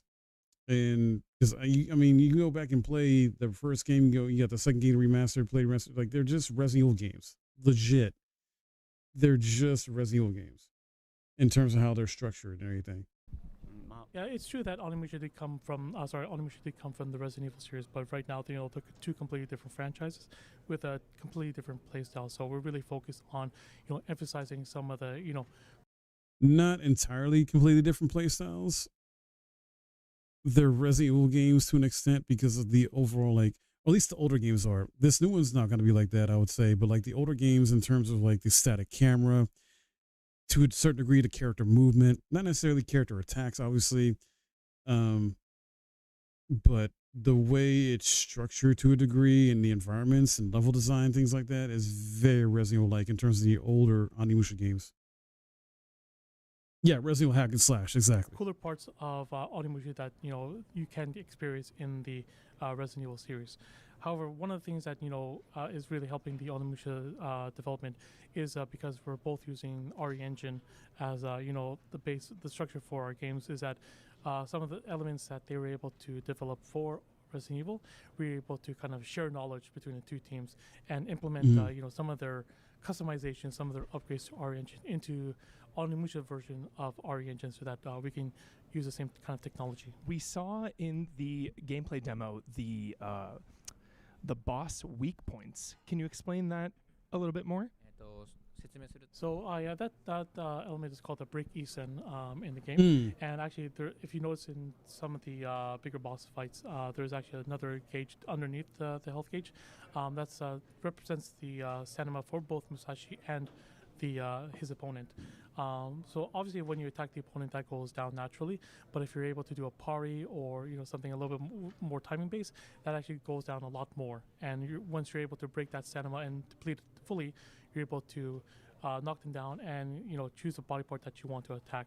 Now those body parts will give you different effects depending on what you choose.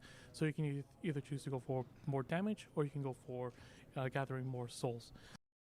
So in terms of what he's talking about with the whole boss weak points or weaknesses, things like that, you break down the armor, it reminds me a bit. Maybe this is a little far-fetched. I don't know. I was about no. I was about to say Dragon's Dogma a bit, but no, that's not entirely true because Dragon's Dogma, you can climb monsters like a Monster Hunter game. So I guess maybe it is more like in the recent Monster Hunter game because Monster Hunter Wilds has weak points and has sort of had a weak point system, at least with the last few Monster Hunter games in a way. So I guess in that regard, it's a bit more Monster Hunter-like, and you can climb the bosses. But I still feel like this, in some ways, is Capcom's Souls-like, and maybe they're blending Monster Hunter elements and Souls-like elements in this one, which is fine with me. I'm cool with that. One thing that's really cool about this break Eastern system is that we have obviously we have several boss fights in the game, but all the animations for those different body parts when you act are all completely unique to one another. So there are no canned animation, there are no reused animations within those boss fights. Good. Very cool. Very cool. Our rival character has Oni Gauntlet as well, and this time the Gauntlet is actually speaking to our main character. Can you tell us more about that?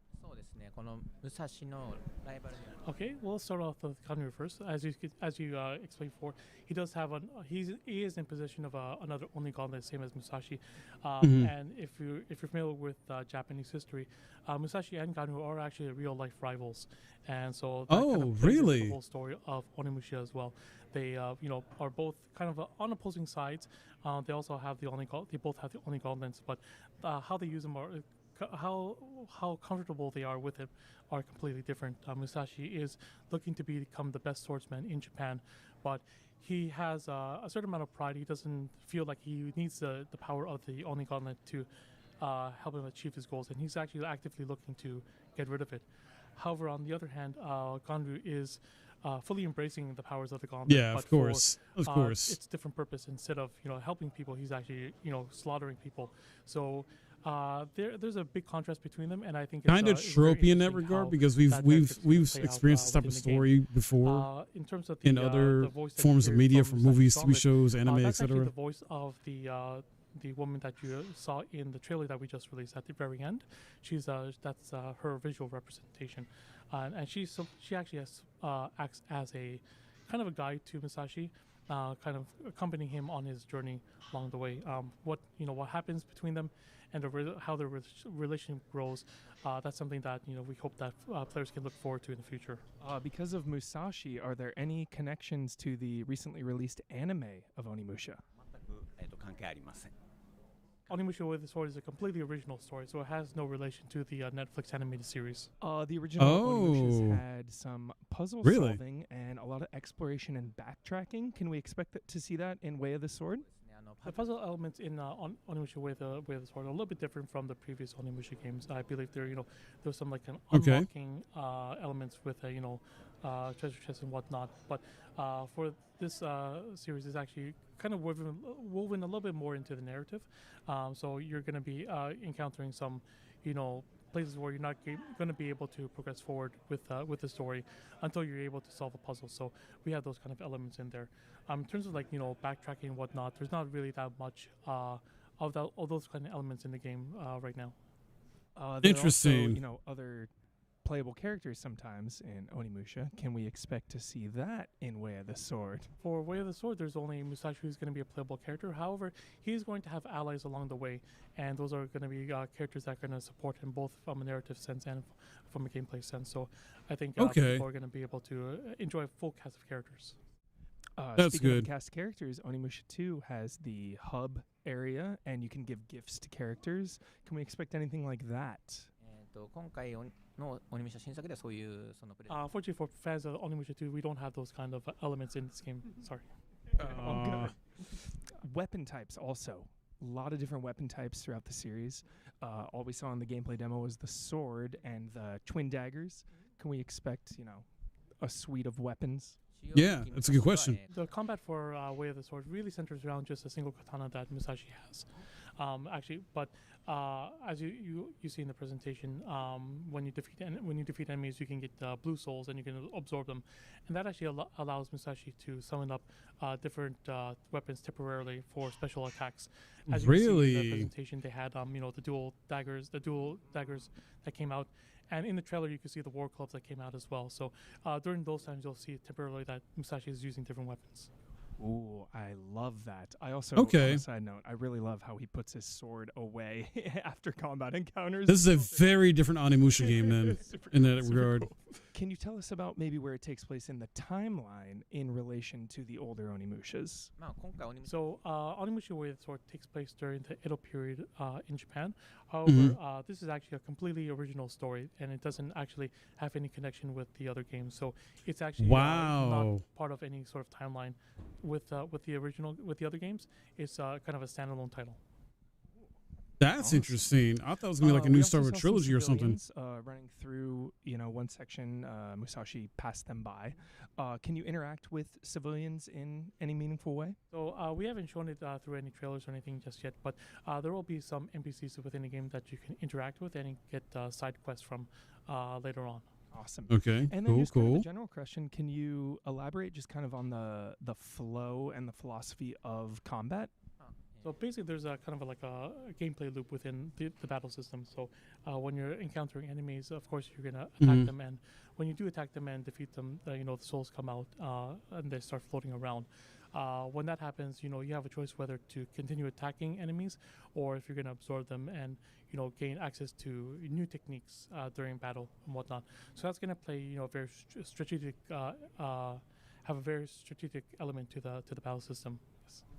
Yeah, and so actually another new element that hasn't been present in past Onimusha games is that not only can Musashi absorb the souls, but also enemies can also absorb those souls. So and once they do that, just like Musashi, they get access to brand new attacks. So it really becomes a game of Okay, I like that added element there. A situation where you have to decide: are you going to get those souls now and kind of risk, get access to the? And it's like a tug of war of souls. Or are you going to kind of risk everything and leave them there for enemies to pick up and this is really not like past Onimusha games. Yeah, on a side note, when those blue floating ones in the old ones stole my souls, I was always really sad about it.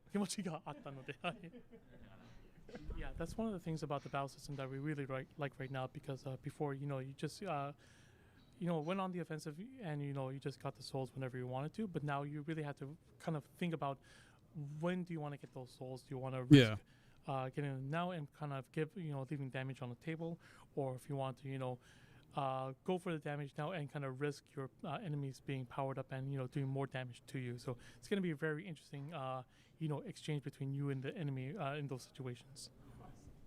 And then just two more questions. There was a 7-year gap between the Onimusha 1 and 2 remaster.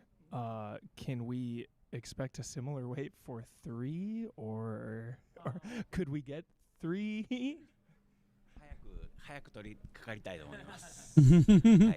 Yes, that's something that we really want to kind of start talking about as soon as possible. Yes.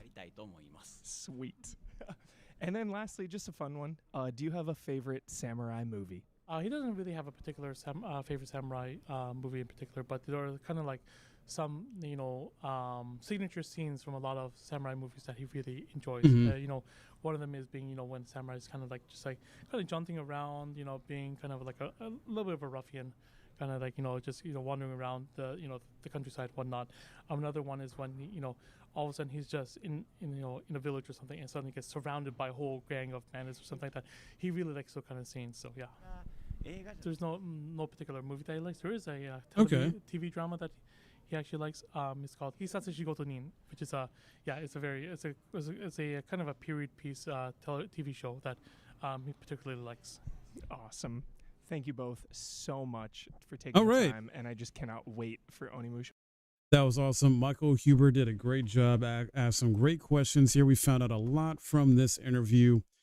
The fact that this is a way different Onimusha game overall in terms of its gameplay and how certain mechanics work, where it's still familiar in some aspects, but very different as well too.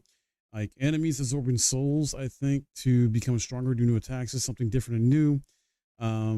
The whole, risk management system as far as like do you hold for souls or keep attacking is a bit new. The whole like, focusing on bosses' weak points and climbing them, I think a bit here to try and get them weaker and stuff like that is new as well. Like so much in here is new in Onimusha and is way different than any other past Onimusha, and I cannot wait to play it. So looking forward to this. I will keep you guys updated on any new details that come out about this game as I learn about them in the future when I make videos. So definitely stay tuned for that. Hopefully you guys enjoyed this like I did with learning all this new information. Hit that thumbs up if you did on the video. and I would appreciate a subscribe too if you're new. I'll see you guys in the next one. Okay, guys, that was awesome. That was freaking awesome. A lot of cool new details we learned about. All right. I guess we'll do one more demo since it's only 11:04. I'll do one more demo at least, and then yeah, I wrap up stream. So let's go and Eric's home. Let's see.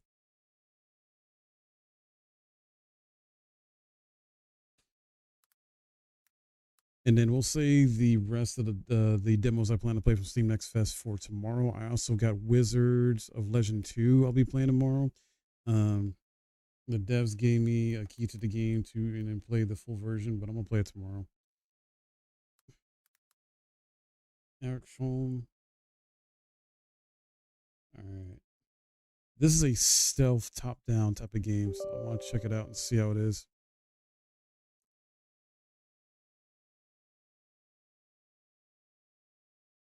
But very cool.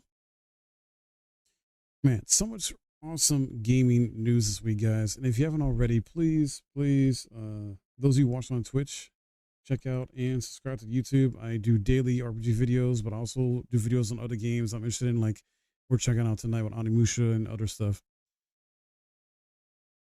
Would very much like you guys to check it out. The YouTube support be there as well as Twitch. Okay. Let's see here. Let's get to the menu. Okay. We get the settings here figured out.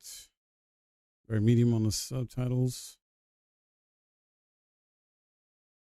Hopefully no issues with the graphics. Actually, hold on. Let's go to high. Just be safe. All right. Let me switch scenes here.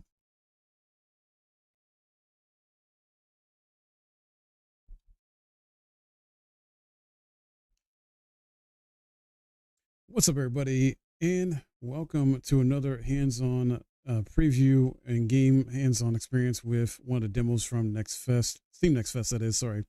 Eric Schom, The Stolen Dream. This is a top-down, I think, stealth adventure type of game I wanted to check out. Very interested in, and it's an indie game. I've been all these games pretty much have been indie games I've been checking out for the most part through Steam Next Fest, and just such a pleasure to do so because, man, you find some really good gems here sometimes. So this one, I'm excited to see what it's about. I'm not too entirely sure what the full description is in terms of what it's going to be about, but have some game highlights here for you guys. And as always, I'll give my final initial impressions from the demo towards the end of the video. So make sure you stay tuned to watch it towards the end. Okay, guys, let's jump into this. New game. Your progress will be saved. All progress made in demo will be saved. I'll make the transfer to a full game. Nice. Not all demos do that, and all companies do that. It's pretty cool when they do. I personally don't really care too much about that. I like to start fresh on a full launch. Oh, wow. Cutscene looks really good.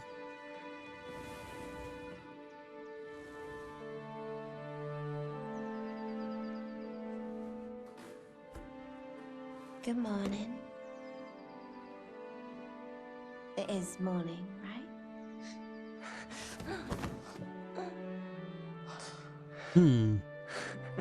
Hey. It's okay. It's okay.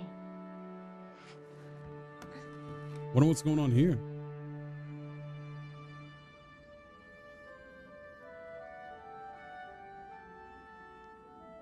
Has he been coming here often? Oh, he's been here a few times, and he's been very helpful. Well, actually, everyone's been really kind, Anna. That's nice. Anna told me to feed you as soon as you wake up. You're just skin and bones, she says. But she's one to talk. Yeah. I'm sorry, Herman. For what? You got sick. It's not your fault. I know, but I don't want you to worry about me. Ah, so she was sick. You always She recovered. Look after me, but I can look after you too, you know. Yeah, I know. Let's go see everyone. When I get back, tell him you're fine. I mean, if you want to, of course. Maybe you want to rest. No, I'd love to. Have you got work today? Yeah, I managed to get a few shifts in the coal bay. Really? Yeah. What have you been up to? Look, don't worry, I haven't worked with Alva. But you've spoken to her, yeah? No. Look, I don't mind if you have. If you want to talk to her, then... It's not that. It's just... Well, I can make my own decisions. And I think we're doing fine. Right here. Yeah. Hmm. Yeah, we are. Anyway. So wait, are they brother and sister, or just friends, or another type of family? I'll see you tonight, okay? Yeah.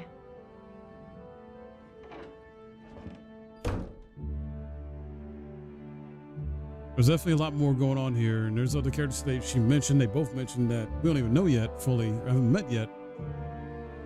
Huh. But very well voice acted, very well done animations with their facial expressions, and wow. Just impressed already from the actual cutscene here. I'm hoping the gameplay can match the quality.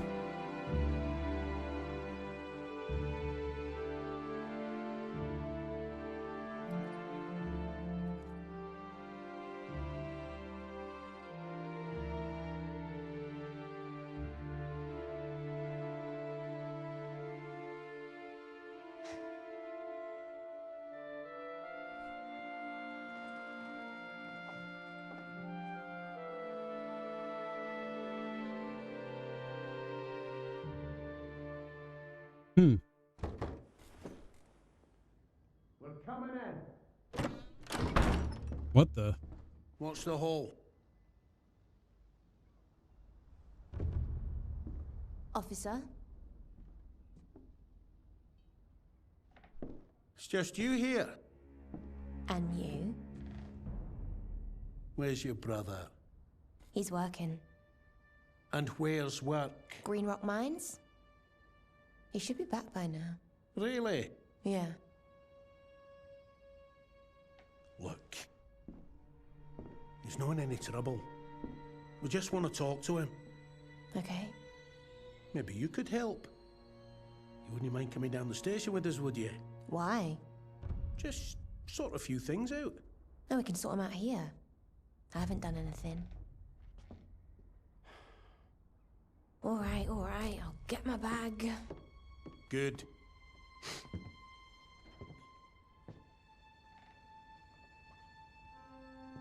Corrupted cops, maybe? And they are brother and sister, apparently, we found out.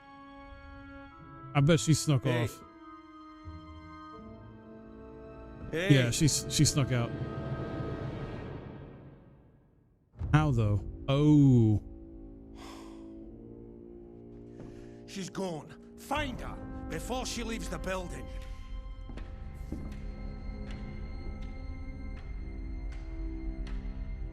And this is where the stealth comes in, I guess.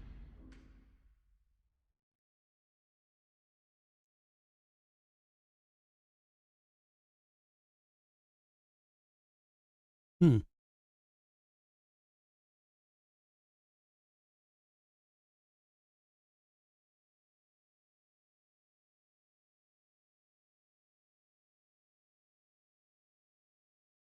Wait, you get to the machine room and she uses the hatches to get out. Enters something you'll knock on the doors.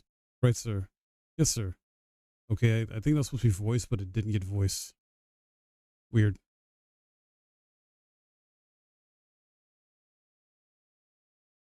Okay, I think it's safe. I'm climbing out. No, maybe that was intended not to be voiced. Wait, why is there no audio? I think this is a glitch. Hold on. I think this is a glitch. Oh, what the heck? That was weird. Clicked on the game and it fixed it, I guess. Pick up. Okay. So, no, Henry, your constant meandering across the metal floors is giving me a headache. Do you have to take that route every single time? Just take the way around for once. I hate those floors. They're so loud. Not sure why it was clicked off the game though on my PC when it should have been stayed on the game. That's why we didn't hear it. Okay. Let's see. Collectible. I'll worry about that in the full game though. This is our city. We're not the capital. But sometimes I think maybe we should be. I really should check the window first. Look through the window, huh? Oh no. Ah. Open the door. Look, we're no trouble today unless... okay. You can't just... I can't just what? You! Leave him alone. Look, sir, just stay calm. We'll be gone soon. You keep coming here like you own the place. We're not going to put up with this forever, That's quite enough, sir. Don't you think? Trying to show you guys what's happening. You'll stay there now, sir, until you've calmed down. Leave me alone. This is my house. Just go away. As long as we have an understanding, sir. Corrupted cops.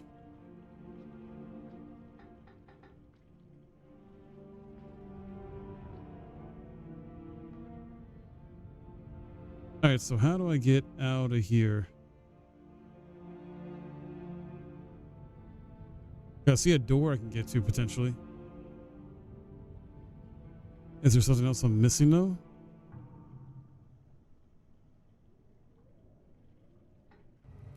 If I can get to Aunt Mary down the hall, she can help. Here we go.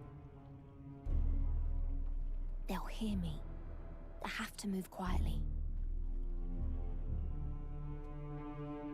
All right, so always seeking hostile situations. Got it. I hope Mary's home. Come on, Mary. It's me, Hannah. Hurry, they're looking for me. Come on then, get inside. What have you done this time? Nothing for once. They're looking for Herman. Don't lie, love. They're tearing down the place to find you. They were taking me to the station. What was I supposed to do? What, do they want your brother then? I'll let you know when I know. So can I... Please, open up. Uh-oh. Yes, use the ladder. Go on. Yes, yeah, I heard ya. I'm coming. Oh, no, you don't. Come back. Uh-oh. That was close. So, all I'm saying, we're at Cutter's Hill to pick up the boy, and apparently he's got a sister. What do they do? Rob the mayor? Murder someone? Both, maybe? Shut up. What? Shut up. Listen. Watch the door. Uh-oh. Where's it coming from? Which way is it gonna go?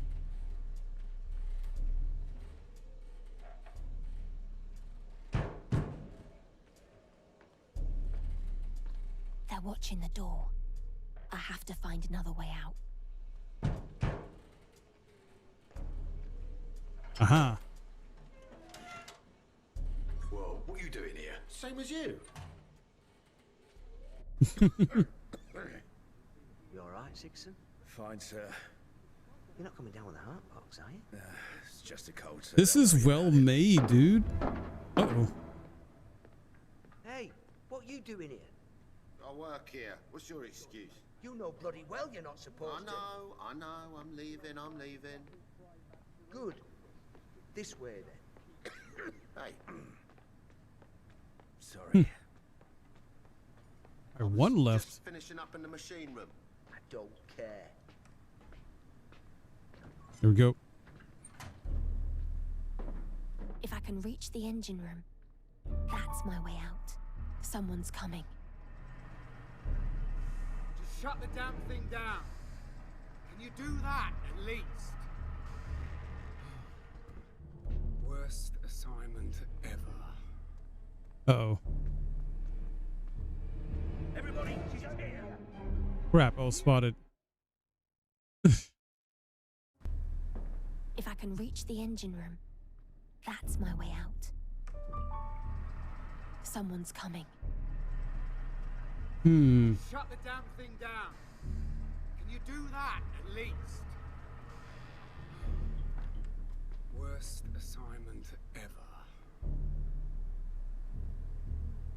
My guess is maybe to get. Well, can I climb this? No. Any luck, Sigerson? Nah. We're looking in the wrong places. Well, they could use you in the machine room. Right. I'll see what I can do. Okay, well, he's leaving. He turned around. Little wench. Entire precinct looking for her. It's embarrassing. Force isn't what it used to be. All right, let's look through the window. For the last time now, shut it down and come with me. All right. Suit yourself. Uh-oh. He's shutting it down. They're really going for it today. That they are. With the steam engine down, I have to move quietly. I'm enjoying this for a stealth game. Finally. Oh, some bloody peace and quiet. I don't know. Uh-oh. I like the sound of steam. Wait. She's over here. I got spotted. I'm trying to think which way I can go, though, right there. Finally. Oh, some bloody peace and quiet. Maybe right here? I don't know. I quite like the sound of steam engines. Yeah, but you've always been strange, Sigerson.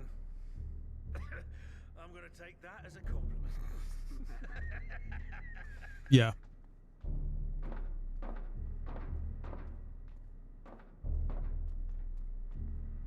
All right, let's see. Oh, let's go with the raid. Thank you, thank you. Uh-oh. How you doing? Good to see you. Let me see if he goes to follow the same path.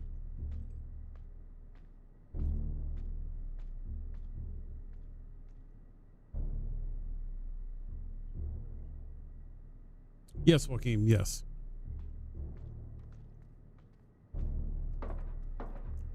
All right, he does go the same path, but I got to hurry up and get around here. I think.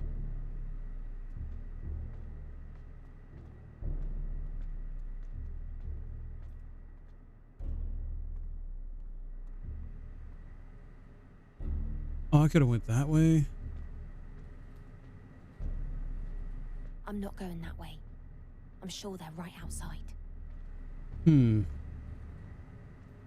Okay, which way do I go then? I think I gotta get to the ladder.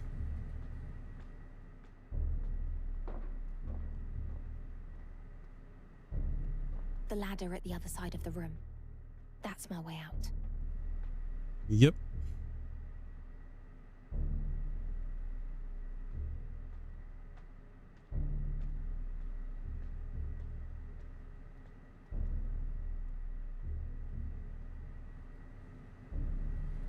If I can get the crates going again, I could use them as cover to reach the ladder.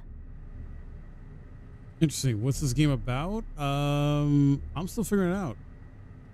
So far, it's a top-down stealth action adventure, I think, with very a strong focus on narrative, because so far the voice acting and writing's been good. Not exactly sure what time period it's set in either. Hey, who's there?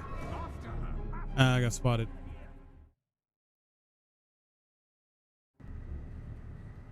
All right, trying to think.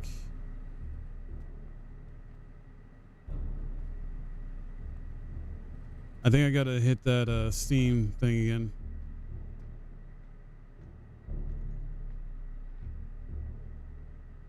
Yeah, I think I gotta hit that lever.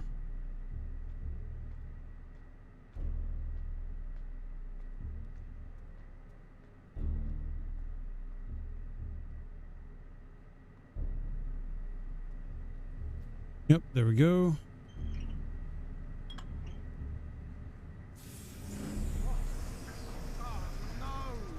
This This should get the crates moving again. Maybe it's on a schedule.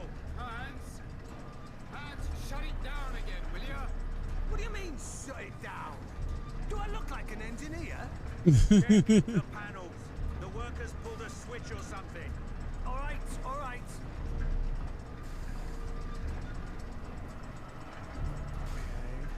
Oh wait, where do I go from here? Let's see here.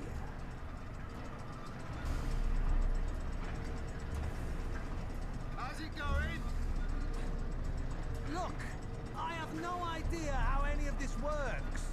Just keep looking for anything that seems like it's, I don't know, operational and, you know, operated. He said operated. I need to time this right. Make sure he won't see me. Look for the main control, maybe. Okay, okay. This is There we getting go. us nowhere. Let's just leave it. Fine. I made it. Suit yourself, Sweet. then. What the boy took. Chapter 1. Okay, what did the boy take? What did... So we're playing as his sister character. Her brother works at the mine. She just got recovered from being sick. The cops are after her brother. But in order to get to her brother, they're trying to get her to come down the station. So that's why they're like after her. Hey, Ben. You didn't see me, okay? So, this is you? Herman, actually. But before they find him, they're taking me to the station. Herman? What did he do? Wait, don't tell me. I probably don't want to know. Always better not to know. Well, it doesn't matter, because I have no idea. But I know his places. I'll find him. Before they do. Be careful, okay? Be careful. And I think the cops are corrupted. Bye. Because why would they look for his brother? East Gate, but the police are blocking the main road. So I'll have to go through Cobbler's Gate instead. Cobbler's Gate. Okay. So do we go up here? All right, lads. You'll take Blacksmith Square, and you gents, Taylor's Yard. And you, cover the Docklands. Now get a move on. If she gets out of the building, we're the ones who have to catch her. There's no sprint mechanic, though. I wish there was. Yeah, it's like a top-down stealth game or stealth action game of some kind. Herman and I used to play here all the time when we were little. He's still little to me. I hope he's safe and hiding somewhere already.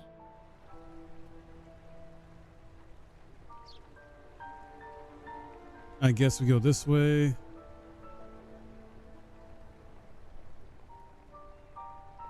Oh, well, there is a sprint. Alva's reach is growing. I suppose that's a good thing. Bird's gonna attract attention if I get close. Hold on.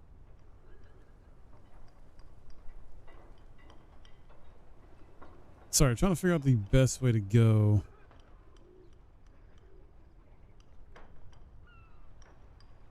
You got a cop right there. I can't go down here, though. Never mind. I got it.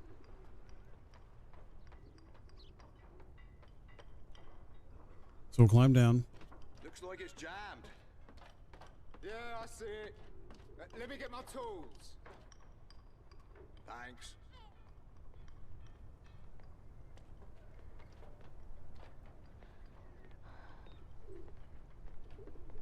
I guess we can go down this way. That's not a cop.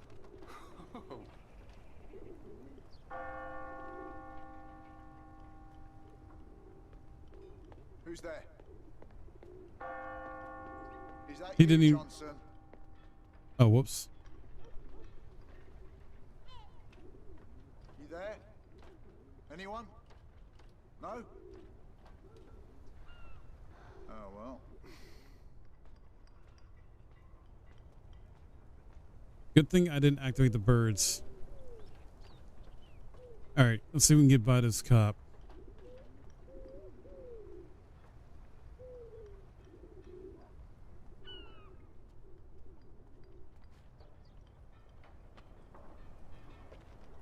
I think I do got to activate the birds. Hold on. Okay, that's definitely something. There we go. I wonder.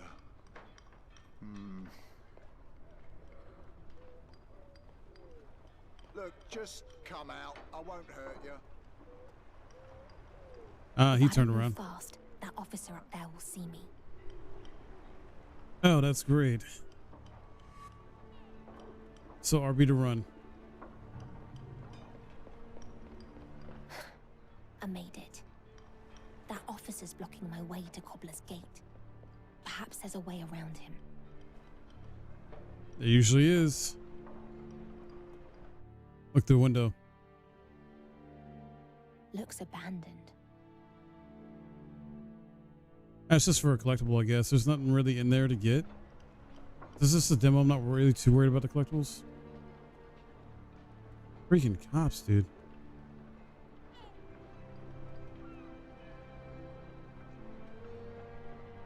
Oh, crap. I didn't realize one was right there.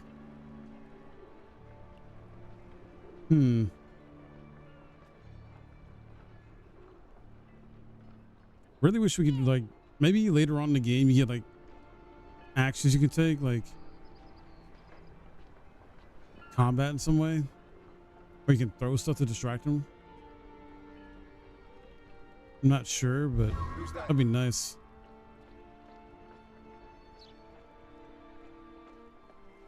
Uh-oh. Uh-oh.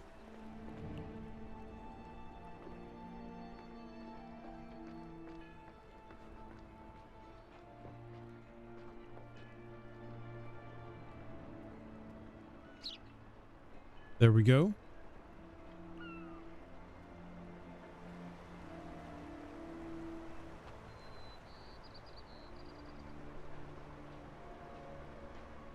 I just need to get past that officer on the street now, and then I'll be at Cobbler's Gate. Okay, perfect. And we're here. I'll cross the old drawbridge next. That's the fastest way to the east gate and out from Cutter's Hill. The drawbridge, huh? Oh, it's to the right. How the heck do I get over there then?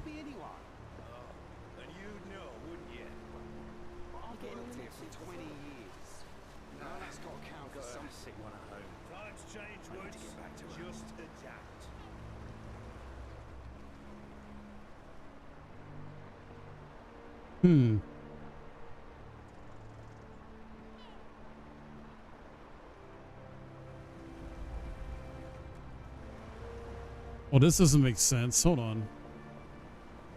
Because the drawbridge to the right.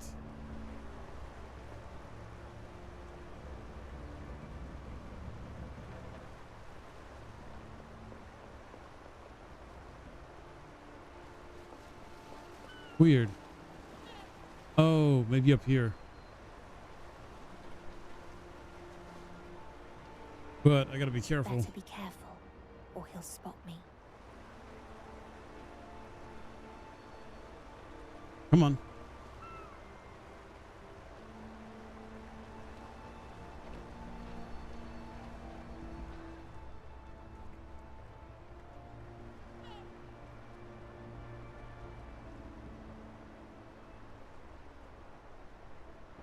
So many cops.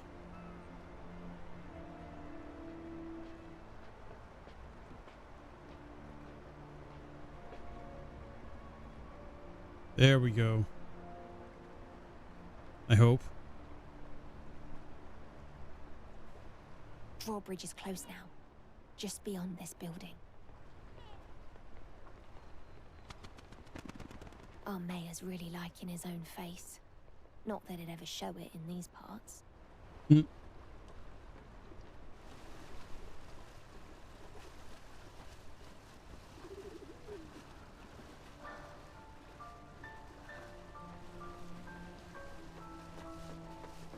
least we get to we run. used to play Dare, Herman and I. Who could walk the longest without cracking the glass? Didn't always end well. Down we go. Can we Not slide? far now. Nope. I'm almost by the drawbridge. I'm guessing we can hit. I just have to get across and I'll soon be at the east gate. Yeah, I'm guessing we just hit this, the lever. Oh, power's out. I have to fix this somehow. Of course the power's out. That's where the cables lead into the building. Gotta get into the building apparently. I think.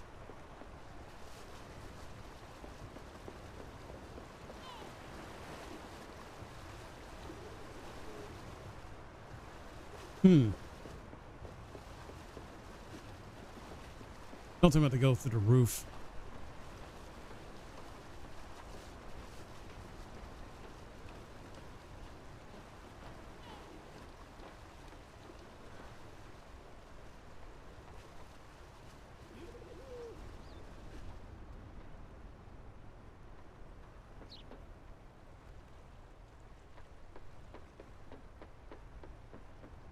Come on.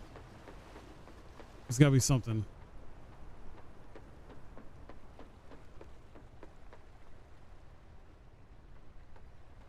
Where the heck is an entrance?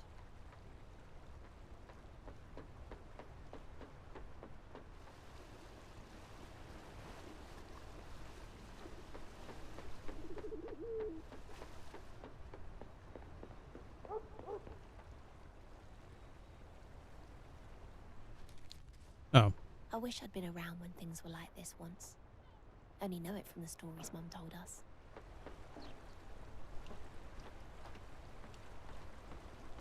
How the heck do I get inside? If I can get inside.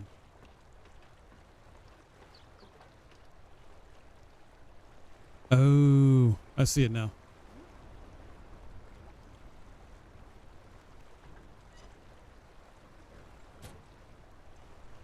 Listen, the drawbridge is out of gas. We don't know which canister goes into what slot to power it back on, and I can't be bothered to track the cables to find out. Every time Tom is gone, this is what happens. You know what we need, Magnus? Coffee? Yep. I think we've earned it. Just in case anyone shows. It'll look like we're doing something at least. Nice. Come on, let's go. All right, I'm trying to track the cable.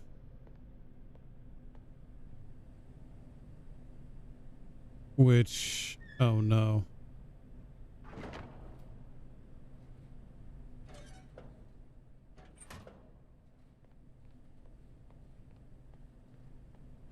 If I can track the cables, I'll know which slot will power the bridge. Yeah, this is true.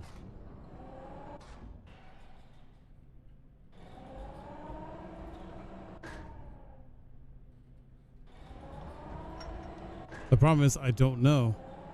I mean, I can lift this up.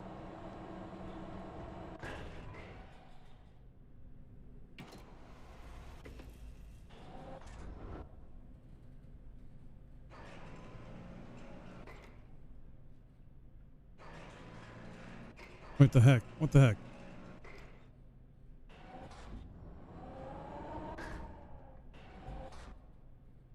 Okay, that works too. That works too.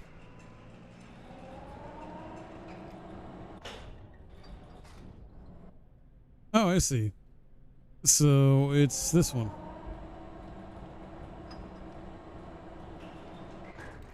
Oops.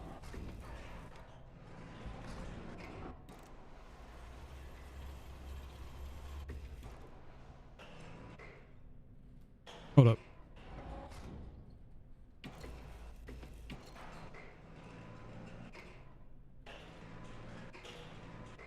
How the heck?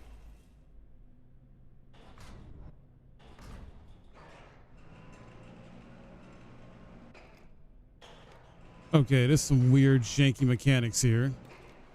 Now it's stuck.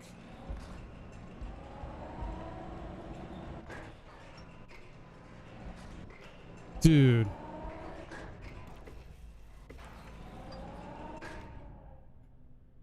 Game, please.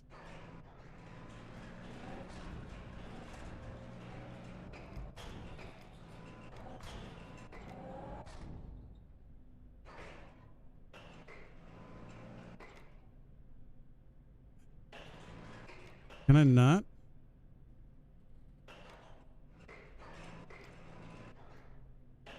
What the heck, man?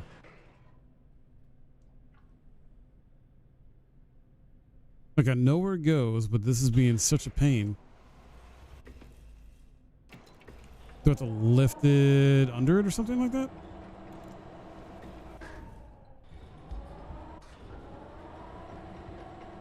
Maybe.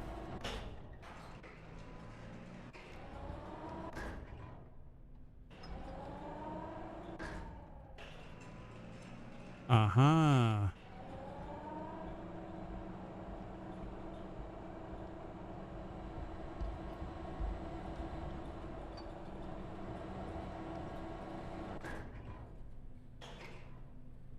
Come on.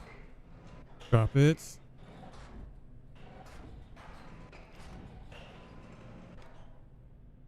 Oh no.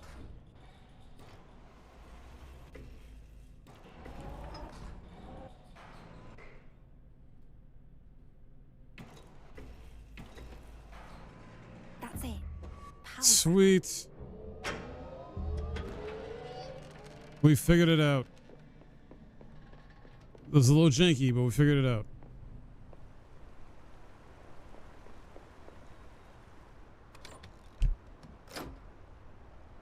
Finally.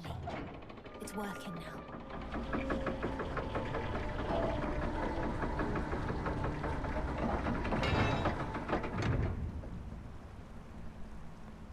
East Gate's up ahead.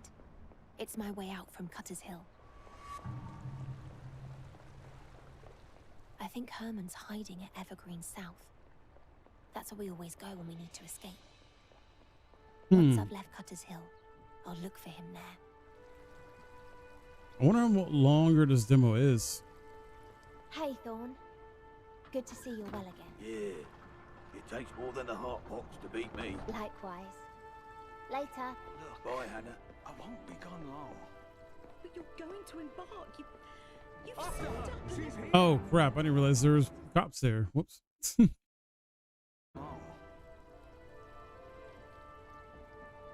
Alright, so maybe I gotta go this way.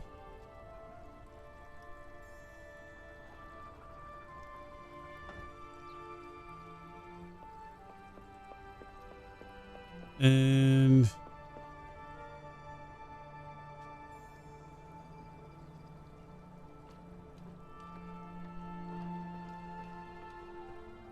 I guess down on the docks or something? Down here. Hey, Roy. Oh, hey, Hannah. Look what I caught today. That's great, Roy. I know, right? Alright, sweet. Making our way. Probably stuck at Barrel's Pier. They got the heart pox pretty bad down there. Well, they better be here soon. These coffins are starting to smell. Seems like the heart pox is spreading. There's the East Gate. It's all over the city. I just need to get past those officers and I'm out. Come on. Oh, no. I'll probably play this for like another 8 or so minutes still, chat. Go! Seal the gates, quickly! Uh-oh. What's going on? We're closing the gates on the police commissioner's authority. We're stopping the wench by any means from leaving Cutter's Hill. The commissioner? What's she done to attract that kind of attention? What does it matter? I guess it doesn't. I have to find another way now. I can try the cargo trains. They never check the trains anyway. The cargo trains.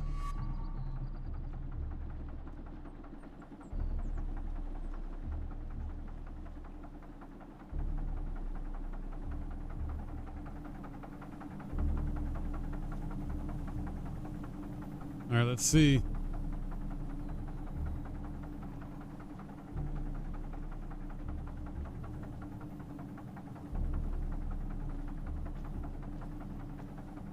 Perfect. I think. Uh-oh.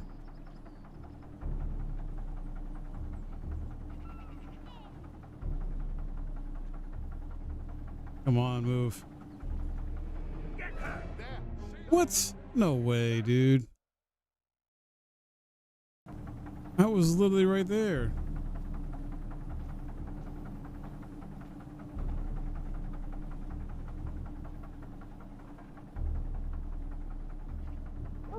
Over here! Oh, that's crazy, man. I thought I could sneak. I thought I could sneak by.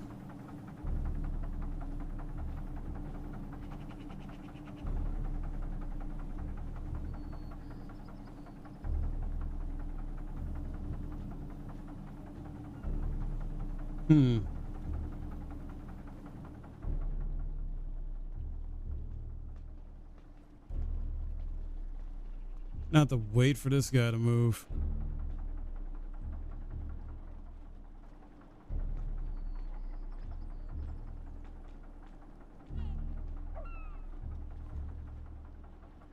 Come on. There we go.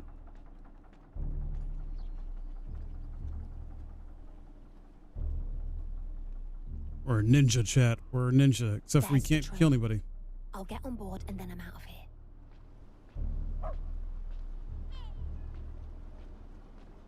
Okay, well, I think that's all. You get the manifest, Sam, and then we'll depart in time for once. Yes, ma'am. I need this guy to move.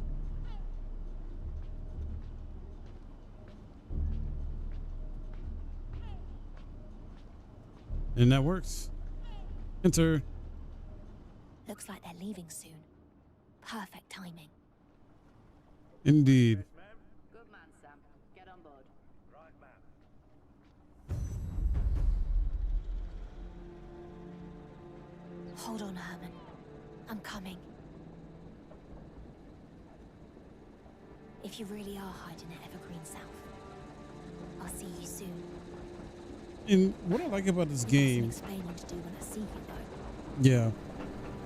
What I feel like carries this game, if you're not really into the stealth part of it, is the story.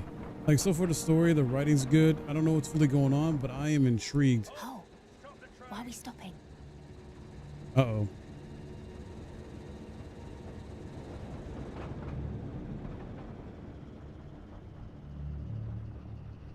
All right, search the carts.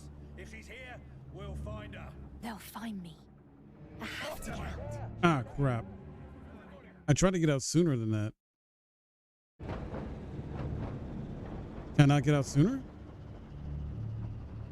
All right, search the carts. If she's here, we'll find her. They'll find me. I have to get out. Just wait for the right moment. We're only carrying the usual, officer. It's just the Cutters Hill transport to... We don't care about your cargo. Empty. We're looking for the wench. The wench? What wench? Over here! Ah, crap. Trying to figure out the right moment. All right, search the carts. If she's here, we'll find her. They'll find me. I have to get out. Just wait for the right moment. We're only carrying the usual, officer. It's just the Cutters Hill transport to... We don't care about your cargo. Empty. We're looking for the wench. The wench? What wench? Yeah, this isn't good. Oh. The harbour master's expecting us. Cutters Hill is closed. You're not going anywhere until we find the girl. All right.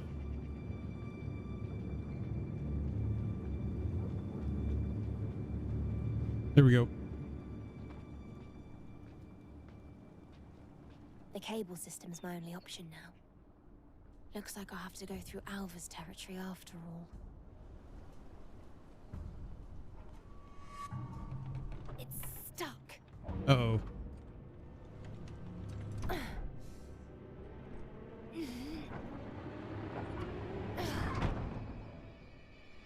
She's over there! Come on, come on, come on. She's by the gate! Shut, shut. There we go. Stuck! Look, you got nowhere to go. We got you surrounded. Really? Come and get me then. Officers! Mhm. She's in the scrapyard! Get her! We're coming! I'll search this section, and you cover that area over there. Yes, sir. Right, where are we at? She's inside, sir. She locked the gate, but there's no way out. She's trapped, sir. You and you. Circle the scrapyard, help cover the area. Yeah, we'll see. She was just here.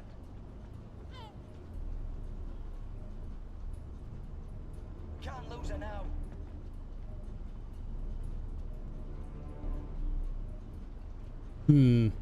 Check every nook and cranny. I'll check over here. Will you open the gate, fellas? Right. Uh-oh. Here we go. I'll be. Maybe. She broke the bolt.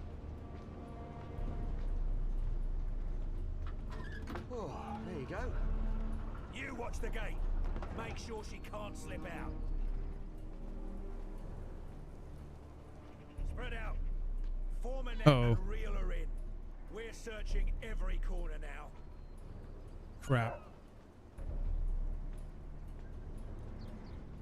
Oh, wait. We're good. And we're out of here. Aha. Remember, she's...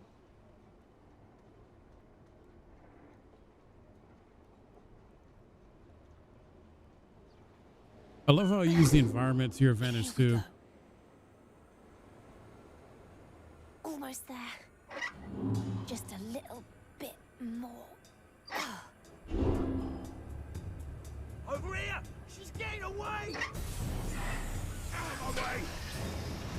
I'll handle this. Yeah, good luck. Uh-oh. Well, finally. Should we go then? That wasn't so hard, was it? Go. Oh, what the?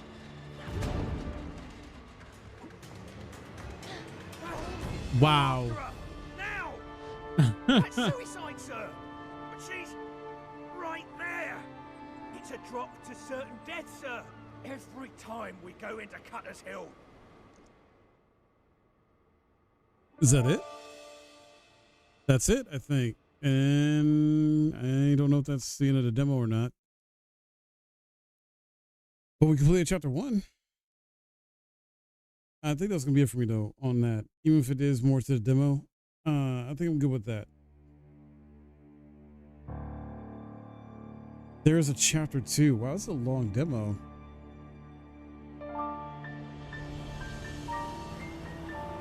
All right. We'll go back to my menu as soon as we, after this cutscene, I guess.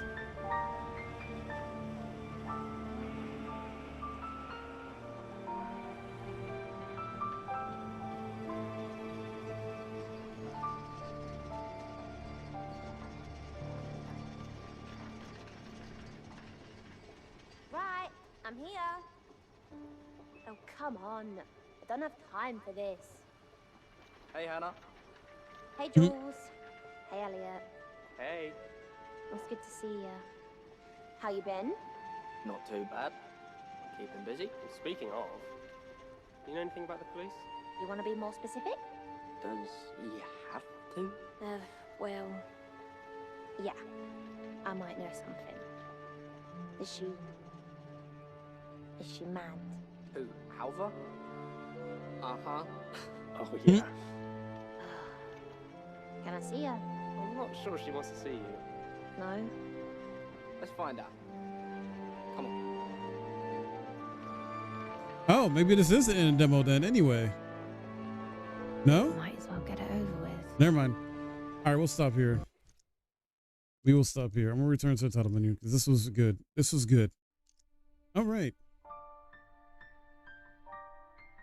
Well, I didn't fully beat the demo, but I played enough of it to get a good feel for it. Eric Shome, The Stolen Dream is a very good indie game. Very well, high quality and polished. Like, no issues. Except for, like, when I was trying to do the whole, like, crane thing. That was a slight issue there, but I think that was intended. Like, there was a little jank there or glitchiness, but aside from that, great. Like, the initial cutscene, great animations, voice acting, And then the story itself, like, I think just kind of just captivates you a bit, or at least enough in a demo to where it's like, oh, you're curious, like, what's going on here? Like, what did her brother do? We still don't know, but it's on demo. At least I didn't play enough to find out.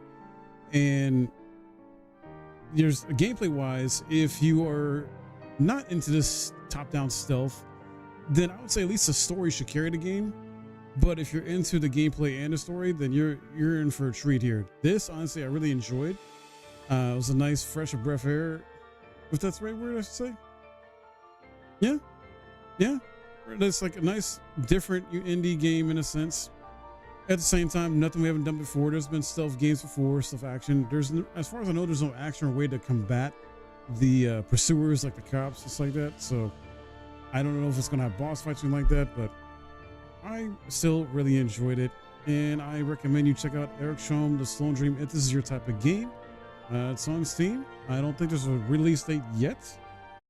Let me double check. But this is one of the games announced, I believe, at Summer Games Fest, but